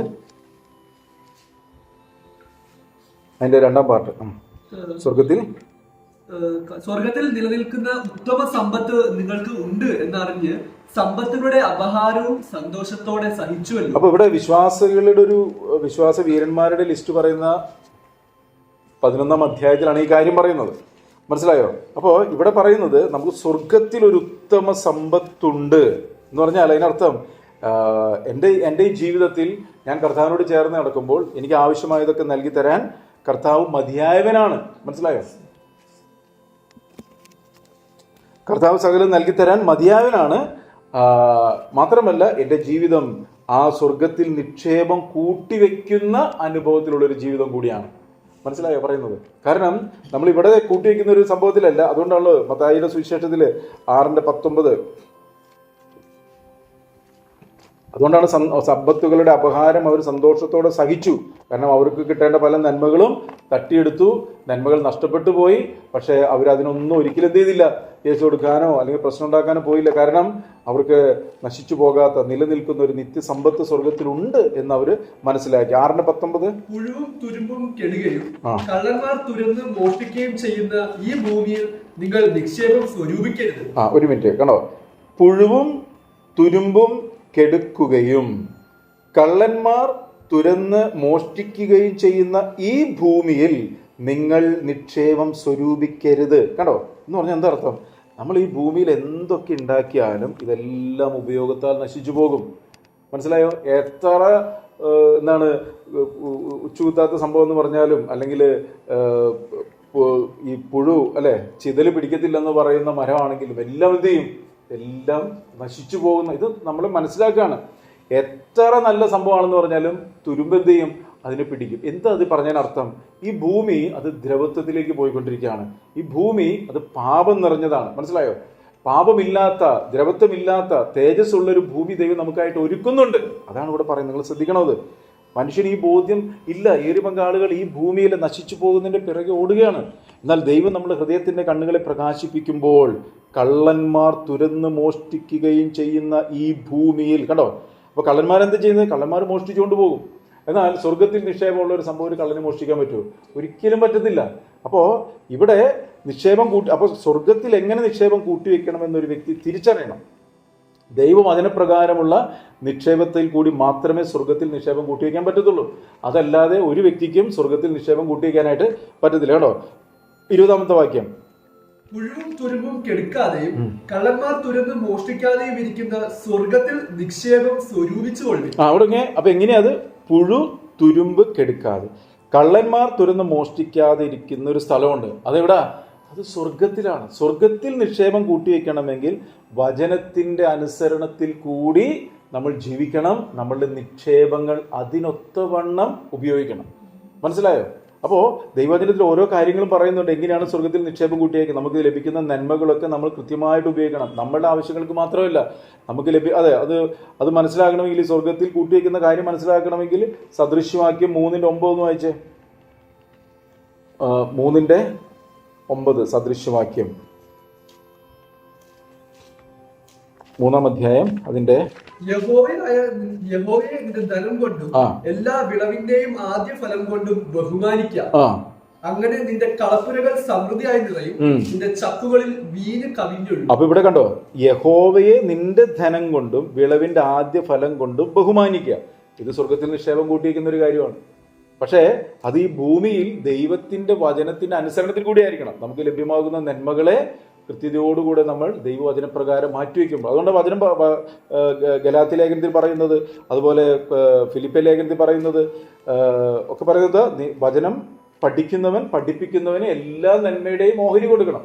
കാരണം അങ്ങനെ കൊടുക്കുമ്പോൾ മാത്രമേ സ്വർഗത്തിൽ നിക്ഷേപം കൂട്ടിവെക്കുന്ന ഒരു കാര്യത്തെ മനസ്സിലാക്കിക്കാൻ പറ്റത്തുള്ളൂ. ഇല്ലെങ്കിൽ സംഭവിക്കും, ഇവിടെ നിക്ഷേപം കൂട്ടിവെക്കും, ഇവിടെ നിക്ഷേപം കൂട്ടിവെക്കുന്നത് ഒന്നും നമുക്ക് സ്വർഗത്തിൽ പ്രയോജനപ്പെടുത്തില്ല. അപ്പോൾ അതുകൊണ്ട് ദൈവവചനത്തിന്റെ അനുസരണത്തിൽ കൂടി വചനം പഠിപ്പിക്കുന്നവർക്ക് നമ്മൾ നന്മകൾ കൊടുക്കുമ്പോൾ, അതുപോലെ നമ്മൾക്കുള്ള നന്മകളിൽ നിന്നും ആവശ്യത്തിലിരിക്കുന്നവർക്ക് കൊടുക്കുമ്പോൾ, അപ്പോൾ ഇതൊക്കെ കൃത്യമായിട്ട് ദൈവവചനത്തിൽ പറയുന്നുണ്ട്. അത് മനസ്സിലാക്കി നമ്മൾ ദൈവവചനത്തിന്റെ അനുസരണത്തിലേക്ക് വരുമ്പോൾ നമ്മൾക്കുള്ള നന്മകൾ പ്രയോജനപ്പെടുക മാത്രമല്ല, ഈ ഭൂമിയിൽ എല്ലാ നന്മകളും അനുഭവിക്കുവാൻ മാത്രമല്ല, സ്വർഗത്തിൽ നിക്ഷേപം കൂട്ടിവെക്കുന്ന ഒരു അനുഭവത്തിലേക്ക് ആ വ്യക്തി ജീവിതം പണിയപ്പെടാനായിട്ട് ഇടയായി. അതുകൊണ്ട് പറയാം, നിന്റെ കണ്ടോ, യഹോവയെ നിന്റെ ധനം കൊണ്ടും എല്ലാ വിളവിന്റെയും ആദ്യ ഫലം കൊണ്ടും ബഹുമാനിക്കുക. അങ്ങനെ കർത്താവിനെ ബഹുമാനിക്കുക. അപ്പോൾ കർത്താവിനെ ബഹുമാനിക്കുക എന്ന് പറഞ്ഞാൽ, നേരത്തെ നമ്മൾ പറഞ്ഞു, ഭൂമിയും അതിന്റെ പൂർണ്ണതയും ഭൂലോകവും അതിലെ നിവാസികളും യഹോവയ്ക്കുള്ളത് അല്ലേ? ഇതിൽ ഇവിടുത്തെ മൃഗങ്ങളൊക്കെ എന്റെയാണ്, എനിക്ക് വിശന്നാൽ ഞാൻ നിന്നോട് ചോദിക്കുമോ? അപ്പോൾ കർത്താവിന് കൊടുക്കുക എന്ന് പറഞ്ഞു കഴിഞ്ഞാൽ, എന്തോ കർത്താവിന് കൊടുക്കുക എന്ന് പറഞ്ഞാൽ ദൈവത്തിന്റെ മാറ്റമില്ലാത്ത വചനത്തെ പഠിപ്പിക്കുന്ന വ്യക്തികൾക്കാണ് നിങ്ങൾ എന്ത് ചെയ്യേണ്ടത്? ഈ പറയുന്ന വചനം കൊടുക്കണം. അങ്ങനെ കൊടുക്കുമ്പോൾ അത് നമ്മളുടെ അനുഗ്രഹങ്ങൾക്ക് വഴി തുറക്കും. ഒരിക്കലും ഈ സമ്പാദിക്കുന്ന പണം നഷ്ടപ്പെട്ടു പോകാൻ ഇടവരത്തില്ല. ഒപ്പം തന്നെ ദൈവവചനത്തിന് അനുസരണത്തിൽ കൂടി വരുമ്പോൾ എങ്ങനെയാണ് ധനം, ദൈവം നൽകുന്ന കാര്യങ്ങൾ, സമ്പത്തൊക്കെ കൈകാര്യം ചെയ്യേണ്ടതെന്ന് ദൈവത്തിന്റെ വചനത്തിൽ കൂടി ദൈവത്തിന്റെ പരിശുദ്ധാത്മ വെളിപ്പെടുത്തി തരും. അത് അവരുടെ ജീവിതത്തിൽ ഈ ഭൂമിയിൽ എല്ലാ നന്മകളും അനുഭവിക്കുന്നതോടൊപ്പം സ്വർഗത്തിൽ നിക്ഷേപം കൂട്ടിവെക്കുന്ന ഒരു അനുഭവത്തിലേക്ക് കയറി വരും. കേട്ടോ, അതാണ് ഇവിടെ പറയുന്നത്. കേട്ടോ, കള്ളന്മാർ പുഴുവും തുരുമ്പും കീടവും നശിപ്പിക്കുന്നിടത്ത് നിങ്ങൾ എന്ത് ചെയ്യരുത്? നിങ്ങളുടെ സമ്പത്ത് കൂട്ടിവെക്കരുത്. കേട്ടോ, മനസ്സിലായോ? 2 കൊരിന്ത്യർ ലേഖനം 9-ാം അധ്യായത്തിൽ 9 കൊരിന്ത്യർക്ക് എഴുതിയ 9-ാം അധ്യായം അതിന്റെ 6-7 വാക്യങ്ങൾ. എന്നാൽ ലോഭമായി വിതയ്ക്കുന്നവൻ ലോഭമായി കൊയ്യും, ധാരാളമായി വിതയ്ക്കുന്നവൻ ധാരാളമായി കൊയ്യും എന്ന് ഓർത്തുകൊള്ളും. അവനവൻ ഹൃദയത്തിൽ നിശ്ചയിച്ചതുപോലെ കൊടുക്കട്ടെ, സങ്കടത്തോടെ അരുത്, നിർബന്ധത്താൽ വരുത്. സന്തോഷത്തോടെ കൊടുക്കുന്നവനെ ദൈവം സ്നേഹിക്കുന്നു. നിങ്ങൾ സകലത്തിലും എപ്പോഴും പൂർണ്ണ തൃപ്തിയുള്ളവരായി സകല സൽപ്രവൃത്തിയിലും പെരുകി വരുമാറ് നിങ്ങളിൽ സകല കൃപയും പെരുകുവാൻ ദൈവം ശക്തനാകുന്നു. ഇവിടെ പറയുന്നുണ്ട്, എന്നാൽ ലോഭമായി വിതയ്ക്കുന്നവൻ ലോഭമായി കൊയ്യും, ധാരാളമായി വിതയ്ക്കുന്നവൻ ധാരാളമായി കൊയ്യും എന്ന് ഓർത്തുകൊള്ളുവിൻ. അപ്പോൾ ഈ പറഞ്ഞതിന്റെ അർത്ഥം എന്ന് പറയുന്നത്, ദൈവവചനത്തിന്റെ അനുസരണത്തിൽ കൂടി ഒരു ഒരു വ്യക്തി ചെയ്യുമ്പോൾ അത് ഇവിടെ എല്ലാ നന്മകളും അവന് അനുഭവിക്കത്തക്ക രീതിയിൽ ആ വ്യക്തിയെ, ആ കുടുംബത്തെ ദൈവം അനുഗ്രഹിക്കുക മാത്രമല്ല, വചനത്തിന്റെ അനുസരണത്തിൽ കൂടിയുള്ള അത് ആ വ്യക്തി സ്വർഗത്തിൽ നിക്ഷേപം കൂട്ടിവെക്കുന്ന ഒരു അനുഭവത്തിലാണ്. കാരണം എന്തുകൊണ്ടാണ് ഇങ്ങനെ വചനപ്രകാരമുള്ള ക്രമീകരണത്തിലേക്ക് ഒരു വ്യക്തി വരുന്നത്? അത് നിത്യതയിലേക്കാണ് പോകുന്നത്, അല്ലെ? നിത്യതയിൽ പ്രതിഫലം കിട്ടത്തക്ക രീതിയിലുള്ള ഒരു ക്രമീകരണം ധനസമ്പാദനത്തിന്റെ കാര്യത്തിലും അത് ഉപയോഗിക്കുന്ന കാര്യത്തിലും അത് ചെലവഴിക്കുന്ന കാര്യത്തിലും കൃത്യതയോടെ കൂടെ വരികയാണ് ചെയ്യുന്നത്. ഇനി പറയാം, അവനവൻ ഹൃദയത്തിൽ നിശ്ചയിച്ചതുപോലെ കൊടുക്കട്ടെ, സങ്കടത്തോടെ അരുത്, നിർബന്ധത്താലും അരുത്. അപ്പൊ ഈ ഒരു കാര്യത്തെ ഒരിക്കലും നിർബന്ധിച്ച് ചെയ്യുന്ന ഒരു കാര്യമല്ല, മറിച്ച് ഒരു വ്യക്തി ദൈവവചനത്തിന്റെ അനുസരണത്തിൽ കൂടി വളർന്നു വരുമ്പോൾ ആ വ്യക്തിയെ ഓരോരോ കാര്യങ്ങളിൽ, ഇപ്പൊ നമ്മളെപ്പോഴും വചനം പറയുമ്പോൾ വിശുദ്ധിയുടെ കാര്യം പറയും, പുത്രന്റെ സ്വരൂപത്തോട് അനുരൂപമായി തീരേണ്ട കാര്യം പറയും, നമ്മൾ കർത്താവിന്റെ വരവിന് പോകേണ്ട കാര്യം പറയും. അപ്പോൾ തന്നെ ബാലൻസ് ചെയ്യേണ്ട മറ്റൊരു കാര്യമാണ് എന്ത്? നമ്മൾക്ക് ലഭ്യമാകുന്ന നന്മകൾ കൃത്യതയോടുകൂടെ ഉപയോഗിക്കുക. അത് നമ്മുടെ ഈ ജീവിതത്തിൽ എല്ലാവിധമായ നന്മകൾ അനുഭവിക്കുവാനും ഒപ്പം തന്നെ നിത്യതയിൽ നമുക്ക് പ്രതിഫലം കിട്ടത്തക്ക രീതിയിലുള്ള ഒരു അനുഭവത്തിലേക്ക് നമ്മളെ നടത്തും. എന്നാൽ അതൊരിക്കലും നിർബന്ധത്താലല്ല. പലപ്പോഴും നിർബന്ധത്താലാണ് പലരും ചെയ്യുന്നത്, ഒരിക്കലും നിർബന്ധത്താലല്ല. ഇവിടെ പറയാണ് സന്തോഷത്തോടെ, ഇത് കർത്താവിനാണ് കൊടുക്കുന്നത്. കർത്താവിന് എന്നവണ്ണം കൊടുക്കുമ്പോൾ അത് ആ വ്യക്തിയുടെ ജീവിതത്തിൽ അനുഗ്രഹമാകും. മാത്രമല്ല സന്തോഷത്തോടെ കൊടുക്കുന്നവനെ ദൈവം സ്നേഹിക്കുന്നു. കണ്ടോ, ദൈവം സ്നേഹിക്കുന്നു. എന്നിട്ട് താഴേക്ക് പറയാ, നിങ്ങൾ സകലത്തിലും എപ്പോഴും പൂർണ്ണ തൃപ്തിയുള്ളവരായി സകല സൽപ്രവൃത്തിയിലും പെരുകി വരുമാറ് നിങ്ങളിൽ സകല കൃപയും പെരുക്കുവാൻ ദൈവം ശക്തനാകുന്നു. കേട്ടോ, അപ്പോൾ ഓരോ കാര്യത്തിന്റെ അനുസരണം വരുമ്പോൾ അവിടെ എന്ത് സംഭവിക്കും? പൂർണ്ണ തൃപ്തിയുള്ളവരാകും, സൽപ്രവൃത്തിയിൽ പെരുകും. കേട്ടോ, ദൈവത്തിന്റെ കൃപ വർദ്ധിക്കും. കേട്ടോ, കൃപ വർദ്ധിക്കും. കൃപ കൂടണ്ടേ നമുക്ക്? ഓരോ കാര്യങ്ങളിലും കൃപ കൂടണ്ടേ? അപ്പോൾ കൃപ വർദ്ധിക്കും. എങ്ങനെ? ഓരോ കാര്യങ്ങളും സന്തോഷത്തോടെ വചനത്തിന്റെ അനുസരണത്തിൽ കൂടി ചെയ്യുമ്പോൾ. ഇനി എന്നിട്ട് പറയാണ്, അവൻ വാരി വിതറി ദരിദ്രന്മാർക്ക് കൊടുക്കുന്നു, അവന്റെ നീതി എന്നേക്കും നിലനിൽക്കുന്നു. അപ്പൊ കണ്ടോ, ഇവിടെ പറയുന്ന വാരി വിതറി ദരിദ്രന്മാർക്ക് കൊടുക്കുന്നു എന്ന് പറഞ്ഞാൽ എല്ലാ നന്മകളും ധാരാളമായി അനുഭവിക്കുന്ന ഒരു അനുഭവത്തിലേക്ക് ദൈവം തന്റെ മക്കളെ കൊണ്ടുവരുന്നു എന്ന് തന്നെയാണ്. മനസ്സിലായില്ലേ? പറയുന്നത് മനസ്സിലാവുണ്ട്? ഇവിടെ വാരി വിതറി ദരിദ്രന്മാർക്ക് കൊടുക്കുന്നു എന്ന് പറഞ്ഞാൽ ദൈവരാജ്യത്തിൽ ദൈവവചനം അനുസരിക്കുന്ന ഒരു വ്യക്തി ദാരിദ്ര്യത്തിലല്ല. അത് മനസ്സിലാക്കണം. ദൈവം എല്ലാ നന്മകളും ധാരാളമായി അനുഭവിക്കാനാണ് നമുക്ക് നൽകിയിരിക്കുന്നത്. ഇന്ന് പലരുടെയും ചിന്ത അങ്ങനെയാ, ഈ വിശ്വാസത്തിലോട്ട് വന്നു കഴിഞ്ഞാൽ ഭയങ്കര ദാരിദ്ര്യമാണ്. ഒരിക്കലും ദൈവവചനത്തിൽ അങ്ങനെ പറയുന്നില്ല. ദാരിദ്ര്യം ഒരു കാലഘട്ടത്തിൽ ചിലപ്പോൾ വചനത്തെ അനുസരിക്കുന്ന സമയത്ത് പല അവസ്ഥകളിൽ കൂടിയൊക്കെ കടന്നു പോകുമായിരിക്കാം. എന്നാൽ ദൈവം എല്ലാം നമുക്ക് ധാരാളമായി അനുഭവിക്കാൻ തരും. അതെങ്ങനെ ഉപയോഗിക്കുന്നുള്ളതിനനുസരിച്ചില്ല. മനസ്സിലായോ? അപ്പോൾ തന്നെ പൗലോസ് പറയുന്നുണ്ടല്ലോ, താഴ്ചയിൽ ഇരിക്കാൻ എനിക്കറിയാം, സമൃദ്ധിയിൽ ഇരിക്കാൻ എനിക്കറിയാം, അല്ലേ? ഞാനിപ്പോൾ സകലത്തിലും തൃപ്തനായിരിക്കുന്നു. നിങ്ങൾ തന്നത് പ്രതിഗ്രഹിച്ച്, അല്ലെ, അത് ഒരു സൗരഭ്യവാസനയായിട്ട് നിങ്ങളുടെ ജീവിതത്തിൽ ഒരു അനുഗ്രഹമായി തീരുവാൻ വേണ്ടി ഞാൻ നിങ്ങൾക്ക് വേണ്ടി പ്രാർത്ഥിക്കുന്നു എന്നൊക്കെ പറയുന്നില്ലേ? എന്നാൽ അതേ പൗലോസ് പറയുന്നുണ്ട്, പട്ടിണി കിടന്നു, കഷ്ടതയിലായിരുന്നു എന്ന് പറഞ്ഞാൽ വചനത്തിന്റെ അനുസരണത്തിൽ കൂടി നയിക്കപ്പെടുന്ന ഒരു കാലയളവിൽ നമുക്ക് പലവിധമായ അവസ്ഥയിൽ കൂടി കടന്നു പോകും. എന്നാൽ ദൈവം സകലതും ധാരാളമായി അനുഭവിക്കാൻ തരുന്ന ഒരു ദൈവമാണ് എന്നുള്ള കാര്യം മറന്നു പോകരുത്. എന്ന് പറഞ്ഞാൽ അതിന് അർത്ഥം എന്ന് പറഞ്ഞാൽ ഒരിക്കലും ഇതിന്റെ പിന്നാലെ ഓടുകയല്ല. നമുക്ക് ആവശ്യമായതൊക്കെ ദൈവം നമ്മളുടെ പിറകെ വരികയാണ്. ഞാൻ വചനം, നന്മയും കരുണയും ആയുഷ്കാലം ഒക്കെയും നിന്നെ പിന്തുടരും. അപ്പോൾ ഇതിന് വചനത്തിന് എല്ലാത്തിനും അതിൻ്റെതായ കൃത്യതകളുണ്ട് എന്ന് പറഞ്ഞാൽ ഒരിക്കലും നമ്മളുടെ മനസ്സ് സമ്പത്തിലോ ഇവിടുത്തെ നന്മകളിലോ അല്ല, ഭൂമിയിലുള്ളതല്ല, ഉയരത്തിലുള്ള ചിന്തിക്കുവാനും അതിനൊത്തോണം ജീവിതത്തെ ക്രമപ്പെടുത്തുവാനൊക്കെ കർത്താവ് നമ്മളെ സഹായിക്കും. അപ്പോൾ ഒരു ദാരിദ്ര്യമായിട്ടുള്ളൊരു അവസ്ഥയിലല്ല. പലരും അങ്ങനെയാണ് ചിന്തിക്കുന്നത്, ദൈവരാജ്യം വന്ന് ഭയങ്കര ദാരിദ്ര്യം, അങ്ങനെ നമ്മൾ പുറമേ എന്തെങ്കിലുമൊക്കെ അങ്ങനെ ഒരു ഇത് കാണിച്ച് ദൈവത്തെ പറ്റിക്കാമെന്നൊന്നും ആരും ചിന്തിക്കരുത്. ദൈവം എല്ലാം നന്മകളും നൽകി സമാധാനത്തോടെ, സ്വസ്ഥതയോടെ, സന്തോഷത്തോടെ ജീവിക്കണമെന്ന് ആഗ്രഹിക്കുന്ന ദൈവമാണെന്ന് ദൈവവചനം വ്യക്തമായിട്ട് വെളിപ്പെടുത്തി. അതുകൊണ്ടാണ് ഭാര്യ വിതറി ദരിദ്രന്മാർക്ക് കൊടുക്കുന്നു, തൻ്റെ നീതി എന്നേക്കും നില എന്ന് പറഞ്ഞാൽ ദൈവം നീതിയുള്ള കർത്താവാണ്. അതുകൊണ്ട് ദൈവവചനത്തിൻ്റെ അനുസരണം വരുമ്പോൾ ദൈവനീതിക്കൊത്തോണ്ട് എല്ലാ നന്മകളും ലഭിക്കുന്നു എന്നായി പറഞ്ഞതിനർത്ഥം. അതുകൊണ്ടാണ് അവിടെ അങ്ങനെ പറഞ്ഞത് തൻ്റെ നീതി എന്നേക്കും നിലനിൽക്കുന്നു എന്ന് എഴുതിയിരിക്കുന്നല്ലോ. എന്നിട്ട് പറയാണ് 10-ാമത്തെ വാക്യം, എന്നാൽ വിതയ്ക്കുന്നവന് വിത്തും ഭക്ഷിപ്പാൻ ആഹാരവും നൽകുന്നവൻ നിങ്ങളുടെ വിതയും നൽകി പൊലിപ്പിക്കുകയും നിങ്ങളുടെ നീതിയുടെ വിളവ് വർദ്ധിപ്പിക്കുകയും ചെയ്യും. കേട്ടോ, അപ്പോൾ കർത്താവ് നമുക്ക് ലഭിക്കുന്ന എല്ലാ നന്മകളിലും എന്തുണ്ട്? വിതയ്ക്കുന്നവന് വിത്തുമുണ്ട്, ഭക്ഷിപ്പാൻ ആഹാരവുമുണ്ട്. അപ്പോൾ ദൈവം നൽകുന്ന എല്ലാ നന്മകളിൽ നിന്നും നമ്മൾ വിത്ത് മാറ്റി വയ്ക്കണം. അതിനാണ് ഈ നേരത്തെ പറഞ്ഞത്, നിന്റെ സദൃശവാക്യത്തിൽ പറഞ്ഞില്ലേ, നിന്റെ ധനം കൊണ്ടും എല്ലാ വിളവിൻ്റെയും ആദ്യ ഫലം കൊണ്ടും ബഹുമാനിക്കുക എന്ന് പറഞ്ഞാൽ ആ വിത്ത് മാറ്റി വെക്കുമ്പോൾ ആ വിത്തെടുത്ത് പലരും തിന്നുമെന്ന്. വിത്തെടുത്ത് തിന്നു കഴിയുമ്പോൾ കൊയ്യാനില്ല. അതുകൊണ്ടാണ് പലരും ദാരിദ്ര്യത്തിലേക്ക് പോകുന്നത്. നമ്മൾ വിത്തെടുത്ത് തിന്നരുത്. നമുക്ക് ലഭ്യമാകുന്ന വിത്ത് അത് എത്രത്തോളം വിതയ്ക്കണമെന്ന് നമ്മളാണ് തീരുമാനിക്കുന്നത്. അപ്പോൾ അത് എത്രത്തോളം വിതയ്ക്കുന്നോ അത്രത്തോളം എല്ലാ നന്മകളും, ഈ വിത്ത് എന്ന് പറയുന്നത് എല്ലാ കാര്യത്തിലും ഉണ്ട്. നമ്മൾ ഈ പണത്തിൻ്റെ കാര്യത്തിൽ മാത്രമല്ല വിത്ത്, ഓരോ കാര്യങ്ങളിലും. മനസ്സിലായില്ലേ? നമ്മൾ കൂടുതൽ അല്ലേ, എന്ത് വിതയ്ക്കുന്നു അത് കൊയ്യുമെന്ന് പറയുന്നില്ലേ? കയ്പ് വിതച്ചാൽ കയ്പ് കൊയ്യും, പക വിതച്ചാൽ പക കൊയ്യും, സ്നേഹം വിതച്ചാൽ സ്നേഹം കൊയ്യും. അപ്പം എല്ലാത്തിനും ഇതുണ്ട്. നമ്മുടെ വ്യക്തി ജീവിതത്തിലും ഈ വിധയുണ്ട്. അത് ഓരോ കാര്യങ്ങളും ദൈവത്തിൻ്റെ ആത്മാവിനാൽ നമ്മൾ കൃത്യതയോടുകൂടെ ചെയ്യുമ്പോൾ അത് ധാരാളമായി. എന്നാൽ ഇവിടെ പറയുന്ന കാര്യം ധനത്തിൻ്റെ കാര്യം തന്നെയാണ്, നമുക്ക് ലഭ്യമാകുന്ന നന്മയുടെ കാര്യം തന്നെയാണ്. അപ്പോൾ പറയണം, വിതയ്ക്കുന്നതിന് വിത്തും ഭക്ഷിപ്പാൻ ആഹാരവും നൽകുന്നവൻ നിങ്ങളുടെ വിതയും നൽകി പൊലിപ്പിക്കും. കണ്ടോ, നിങ്ങളുടെ നീതിയുടെ വിളവ് വർദ്ധിപ്പിക്കും എന്ന് പറഞ്ഞാൽ അതിനർത്ഥം എന്താ? ദൈവനീതിക്കൊത്തവണ്ണം ജീവിതത്തെ ക്രമപ്പെടുത്തിയപ്പോൾ ദൈവവും നമ്മളെ, ആ വ്യക്തിയെ അനുഗ്രഹിക്കാൻ തുടങ്ങി. നേരത്തെ ദൈവനീതിക്കൊത്തവണ്ണം കാര്യങ്ങൾ ചെയ്തിരുന്നില്ല. പക്ഷെ ഇവിടെ കണ്ടോ, കാണുന്നുണ്ടോ നിങ്ങൾ?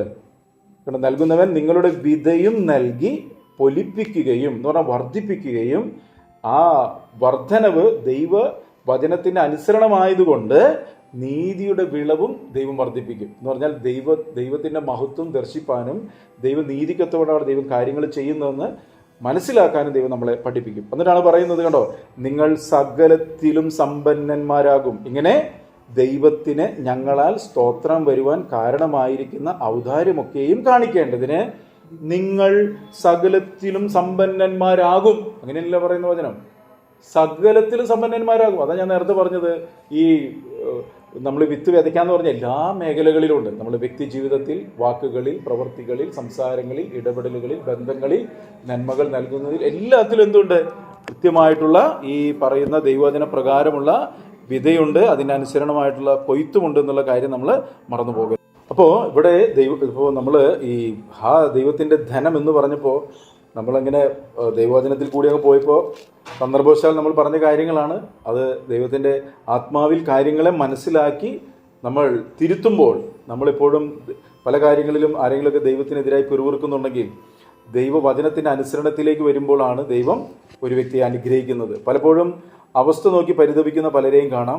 എന്നാൽ വ്യവസ്ഥയിലേക്ക് വരുമ്പോഴാണ് അവസ്ഥ മാറ്റുന്നത് എന്നുള്ള കാര്യം മറന്നു പോകരുത്. അത് ഓരോ കാര്യങ്ങളിൽ അങ്ങനെയാണ്. അത് സാമ്പത്തികമായിട്ടുള്ള അനുഗ്രഹങ്ങളിലാണെങ്കിലും ദൈവവചനത്തിൻ്റെ അനുസരണം ആ വ്യക്തിയെ, കുടുംബത്തിലൊക്കെ എല്ലാ നന്മകളും അനുഭവിക്കുന്ന ഒരു അനുഭവത്തിലേക്ക് ദൈവം വളർത്തിക്കൊണ്ടുവരും എന്നുള്ള കാര്യം മറന്നു പോകരുത്. കാരണം ഇത് ദൈവത്തിൻ്റെ വചനമാണ്, സ്വർഗത്തിൽ സ്ഥിരമായിരിക്കുന്നതാണ്. അതിന് മാറ്റം വരത്തില്ല. നമ്മളുടെ മനസ്ഥിതിക്കും നമ്മളുടെ കാഴ്ചപ്പാടുകൾക്കും മാറ്റം വരുമ്പോൾ ദൈവികമായിട്ടുള്ള അനുഗ്രഹങ്ങൾ അനുഭവിക്കാൻ ഇടയായിത്തീരും. അപ്പോൾ ഇവിടെ പറയുന്നത് ദൈവത്തിൻ്റെ ധനം. അടുത്തത് ദൈവത്തിൻ്റെ ജ്ഞാനം. മനസ്സിലായോ? ദൈവത്തിൻ്റെ ജ്ഞാനം. അടുത്തത് ദൈവത്തിൻ്റെ അറിവ് എന്നിവയുടെ ആഴമേ. അപ്പോൾ ദൈവത്തിൻ്റെ ജ്ഞാനം എന്ന് പറഞ്ഞാൽ ദൈവം കാണുന്ന പോലെ കാര്യങ്ങളെ കാണുക. ഇപ്പം നമ്മൾ കേട്ട കാര്യങ്ങളിൽ ഏതെങ്കിലും മേഖലകളിൽ നമുക്ക് ദൈവത്തിൻ്റെ ജ്ഞാനമില്ലാതെ സ്വയജ്ഞാനത്തിൽ വീണ് കിടപ്പുണ്ടെങ്കിൽ ദൈവത്തിൻ്റെ ജ്ഞാനത്തിൽ, ദൈവത്തിൻ്റെ നീതിക്കൊത്തവണ്ണം മനസ്സിനെ പുതുക്കുകയും കൃത്യതയിലേക്ക് വരികയും ചെയ്യുമ്പോൾ ദൈവമായിട്ടുള്ള അനുഗ്രഹങ്ങൾ അനുഭവിക്കാനായിട്ട് ഇടയായിത്തീരും.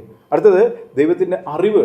എന്ന് പറഞ്ഞാൽ എന്തുവാ? ദൈവം കാണുന്ന പോലെ കാര്യങ്ങളെ കാണാം. നാമോ ക്രിസ്തുവിന്റെ മനസ്സുള്ളവരാണ്. അപ്പോൾ ദൈവം കാണുന്ന പോലെ കാര്യങ്ങളെ കണ്ടു ചെയ്യുന്ന ഒരു അനുഭവത്തിലേക്കാണ് ദൈവം നമ്മളെ നയിക്കുന്നത്. എന്നിവയുടെ ആഴമേ എന്നിട്ട് അവന്റെ ന്യായവിധികൾ, ആ ദൈവത്തിന്റെ ധനം, വഴികൾ എത്ര അഗോചരവുമാകുന്നു. അവന്റെ ന്യായവിധികൾ എത്ര അപ്രമേയം. കേട്ടോ, ഒന്ന് അടുത്തത് ന്യായവിധിയാണ്. ന്യായവിധി ഉണ്ട്, അത് ദൈവഭവനത്തിൽ ആരംഭിക്കാൻ സമയമായി. അത് നമ്മളിലാണ് തുടങ്ങുന്നത് എന്നുള്ള കാര്യം മറന്നു പോകരുത്. അത് അപ്രമേയമാണെന്ന് പറഞ്ഞു കഴിഞ്ഞാൽ നമ്മുടെ മനസ്സിനൊത്തവണ്ണമായിരിക്കും ദൈവം ന്യായം വിധിക്കുന്ന ആരും ചിന്തിക്കരുത്. ദൈവം ന്യായം വിധിക്കുന്നത് വചനത്തിനൊത്തവണ്ണമാണ്. അപ്പോസ്തലൻ പൗലോസ് പറയുന്നുണ്ട്, ഞാൻ നിങ്ങളോട് അറിയിച്ച സുവിശേഷ പ്രകാരം നിങ്ങളെ ന്യായം വിധിക്കുന്ന നാളിൽ. അപ്പോൾ അത് അപ്രമേയം, നമ്മളുടെ ഈ ബുദ്ധിയിൽ മനസ്സിലാക്കാൻ പറ്റുന്ന കാര്യങ്ങളല്ല.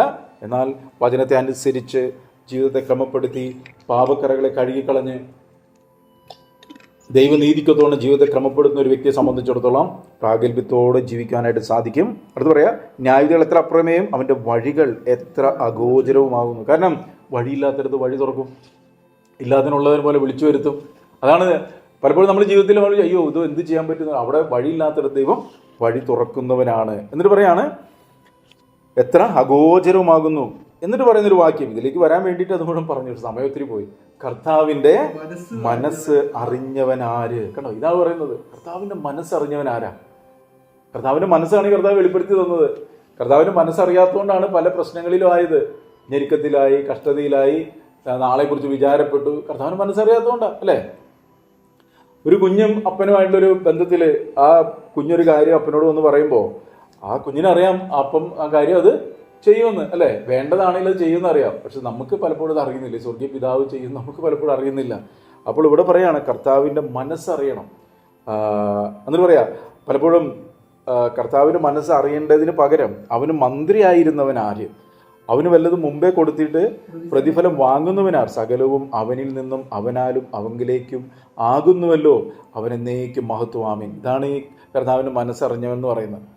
പിടികിട്ടോ? കർത്താവിന് മനസ്സറിഞ്ഞവൻ എന്ന് പറഞ്ഞാൽ അർത്ഥം ഇതെല്ലാം അവനിലാണ്, അവനിൽ നിന്നാണ്, അവങ്കിലേക്കാണ് എന്ന് തിരിച്ചറിയുന്നതാണ്. ആ ഒരു തിരിച്ചറിവ് ഒരു വ്യക്തിയെ കർത്താവിനോട് ചേർന്ന് നടക്കാനായിട്ട് നമ്മളെ സഹായിക്കും. മാത്രമല്ല കൊരിന്ത്യലേഖനത്തിൽ പറയാണ് നാമോ ക്രിസ്തുവിൻ്റെ മനസ്സുള്ളവരാണ് എന്ന് ദൈവവചനം നമ്മളെ ഓർമ്മ കൊടുത്തു. വേറൊരു വാക്യത്തിൽ പറയുന്നുണ്ട്, ഞാൻ എൻ്റെ മനസ്സ് നിങ്ങൾക്ക് ഒഴിച്ചു തരും. അപ്പോൾ ഈ ഒരു അനുഭവത്തിലേക്ക് നമ്മൾ കയറി ചെല്ലുമ്പോൾ കർത്താവിനോട് അടുത്ത് ചെല്ലുന്നതിനാണ് മനസ്സ് പൊഴിച്ചു തരാമെന്ന് പറയുന്നത്.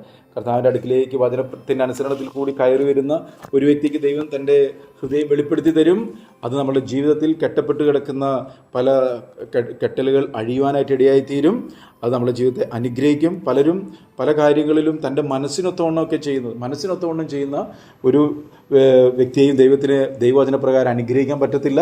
അപ്പോൾ നമ്മൾ നേരത്തെ ഈ ധനത്തിൻ്റെ കാര്യത്തെക്കുറിച്ച് പറഞ്ഞു. പലരും തൻ്റെ മനസ്സിനൊത്തവണ്ണം ചെയ്യുന്നത്, തൻ്റെ മനസ്സിനൊത്തവണ്ണം എന്തെങ്കിലും അവിടെ ചെയ്ത് ഇവിടെ ചെയ്തു പറഞ്ഞിട്ട് കാര്യമില്ല. ദൈവവചനത്തിൻ്റെ കൃത്യമായിട്ടുള്ള അനുസരണത്തിൽ കൂടി നമ്മൾ കാര്യങ്ങൾ ചെയ്യുമ്പോൾ അത് ദൈവികമായിട്ടുള്ള അനുഗ്രഹങ്ങൾ അനുഭവിക്കുവാനും ആ ഭവനം ഒരു സ്വർഗീയ ഭവനമായി തീരുവാനും പ്രത്യാശയുടെ സമൃദ്ധി വളരുവാനും കർത്താവിൻ്റെ വരവിന് വേണ്ടി ഒരുങ്ങുവാനും ഈ ഭൂമിയിൽ നമ്മൾ ജീവിക്കുമ്പോൾ നമ്മളെ ജീവനും ഭക്തിക്കും ആവശ്യമായതൊക്കെ നൽകി തന്ന കർത്താവിൻ്റെ സ്നേഹത്തെ അറിഞ്ഞുകൊണ്ട് എല്ലാം ധാരാളമായി അനുഭവിക്കുന്ന ദൈവത്തിൻ്റെ പ്രവൃത്തികളെ കാണുവാനും അതെല്ലാം ദൈവത്തെ മഹത്വപ്പെടുത്തുവാനും, എന്നാൽ ദൈവം എല്ലാ നന്മകൾ തരുമ്പോഴും എല്ലാ സമൃദ്ധി ഉണ്ടാകുമ്പോഴും ഒരിക്കലും ഹൃദയം അതിൻ്റെ പിന്നാലെ ഓടുവാനല്ല. പിന്നെ എങ്ങനെയാണ് നമ്മളെല്ലായ്പ്പോഴും നിലനിൽക്കുന്നതും നിത്യമായതും നശിച്ചു പോകാത്തതുമായ നിത്യ തേജസ്സിനെ ലാക്കാക്കിക്കൊണ്ട് ജീവിതത്തെ ക്രമപ്പെടുത്തണം. കർത്താവ് പറയുന്നൊരു കാര്യം പെട്ടെന്ന് എൻ്റെ ഓർമ്മയിൽ വരികയാണ്. ഇസ്രായേൽ മക്കളോട് പറയുന്നുണ്ട്, നിങ്ങൾ നട്ടിട്ടില്ലാത്ത മുന്തിരിത്തോട്ടങ്ങളും അല്ലെ നിങ്ങൾ വലിയ വീടുകളും ഒക്കെ നിങ്ങൾക്ക് ദൈവം തരുമ്പോൾ നിങ്ങളുടെ മനസ്സൊരിക്കലും എന്ത് ചെയ്യരുത്, അവനിൽ നിന്നും അകന്നു പോകരുത്. കാരണം ഇതെല്ലാം തീക്കായി ചുട്ടഴിയുവാനുള്ളതാണ്. നാം നീതി വസിക്കുന്ന പുതിയ ആകാശത്തിന് പുതിയ ഭൂമിക്കുമായിട്ടാണ് കാത്തിരിക്കുന്നത്. അങ്ങനെ കാത്തിരിക്കുന്ന ഒരു വ്യക്തിയെ സംബന്ധിച്ചിടത്തോളം ഇവിടുത്തെ നന്മകളല്ല, മറിച്ച് അതെല്ലാം നമ്മളെ പിൻപറ്റിക്കോളും. നമുക്ക് ആവശ്യമായതൊക്കെ ദൈവം ധാരാളമായി തരും. മറിച്ച് നമ്മുടെ ജീവിതത്തെ ക്രമപ്പെടുത്തിക്കൊണ്ട് പാപങ്ങളെ വിട്ടുതിരിഞ്ഞ് വചനത്തിൻ്റെ അനുസരണത്തിൽ കൂടി വിശുദ്ധിയിൽ കർത്താവ് മധ്യാകാശത്തിൽ വെളിപ്പെടുമ്പോൾ ആ പുത്രൻ്റെ സ്വരൂപത്തോട് അനുരൂപമായി തീർന്ന് ആ നിലനിൽക്കുന്ന നിത്യ തേജസ്സിൽ കർത്താവിനോട് കൂടെ വാഴുന്ന ഒരു അനുഭവത്തിൽ ഒരുക്കപ്പെട്ട വ്യക്തിത്വങ്ങളായിട്ട് എല്ലാ മേഖലകളിലും, നമ്മൾ പല മേഖലകളിലും ശരി വരുന്നുണ്ട്, എന്നാൽ പലതിലും തെറ്റ് വരുന്നുണ്ടെങ്കിൽ വചനം പറയുന്നത് ഒന്നിൽ തെറ്റിയാൽ സകലത്തിലും തെറ്റും. എന്നാൽ ഒന്നിലും തെറ്റാത്തൊരു അനുഭവത്തിലേക്ക് ദൈവത്തിൻ്റെ പരിശുദ്ധ പരിശുദ്ധാത്മാവ് നമ്മളെ വഴി നടത്തും, വീഴാതെ നമ്മളെ അവൻ സൂക്ഷിക്കും. അതിന് പറയുന്നുണ്ട്, വീഴാതെ നിങ്ങളെ സൂക്ഷിച്ച് തൻ്റെ മഹിമാസന്നിധിയിൽ കളങ്കമില്ലാതെ ആനന്ദത്തോടെ നിർത്തുവാൻ കഴിയുന്നവനാണ്. നമ്മൾ ഏതെങ്കിലും മേഖലകളിലൊക്കെ വീണ് കിടപ്പുണ്ടെങ്കിൽ അതിനെ ക്രമപ്പെടുത്തുവാൻ വേണ്ടിയിട്ടാണ് പരിശുദ്ധാത്മ വചനത്തിൽ കൂടി നമ്മളോട് സംസാരിക്കുന്നത്.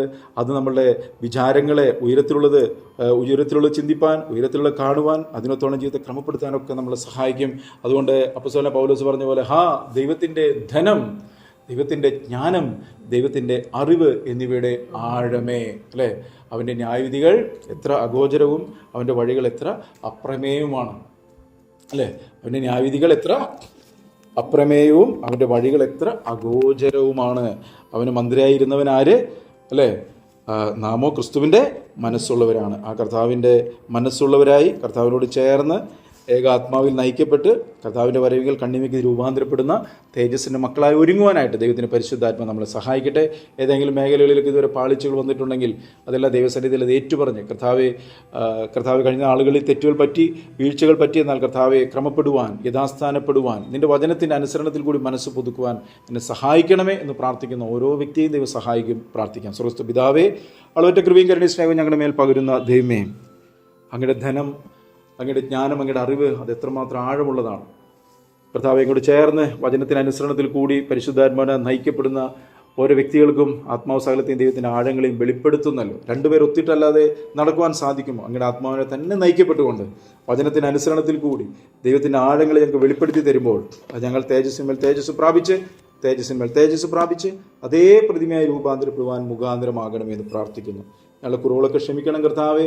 ഞങ്ങളുടെ അകൃത്യങ്ങൾ, ലംഘനങ്ങൾ, പാപങ്ങൾ ക്ഷമിക്കണം. അങ്ങയുടെ രക്തത്താൽ ഞങ്ങളുടെ ആത്മാവും പ്രാണ ദേഹത്തെയും കഴുകണം. ഈ ശബ്ദം കേൾക്കുന്ന ഓരോ മക്കളെ ഞങ്ങളുടെ കരങ്ങളിലേക്ക് സമർപ്പിക്കുകയാണ്. യഥാസ്ഥാനപ്പെടുവാൻ, മനസ്സ് പുതുക്കുവാൻ, വചനത്തിൻ്റെ അനുസരണത്തിൽ കൂടി എല്ലാ നന്മകളും അനുഭവിച്ചുകൊണ്ട് തേജസ്സിൻ്റെ പ്രകാശനത്തിൽ ജീവിപ്പാൻ വ്യക്തികളും കുടുംബങ്ങളും ഒരുങ്ങുവാൻ, അങ്ങയുടെ വരവിന് വേണ്ടി ഒരുങ്ങുവാൻ എല്ലാവരെയും അങ്ങ് സഹായിക്കണമേ. എല്ലാവരെയും പരിശുദ്ധാത്മാവിൽ അഭിഷേകം ചെയ്യണം, ദുഷ്ടലയിലൂടെ കാക്കണം, വചനത്തിനുള്ള വലിയ ദാഹത്താൽ നിറയ്ക്കണമേ എന്ന് പ്രാർത്ഥിക്കുന്നു. യേശു ക്രിസ്തുവിൻ നാമത്തിൽ പ്രാർത്ഥിക്കുമ്പോൾ കൃപ തോന്നി കേൾക്കണം സ്വർഗീയ പിതാവേ. ആമേൻ. God bless U.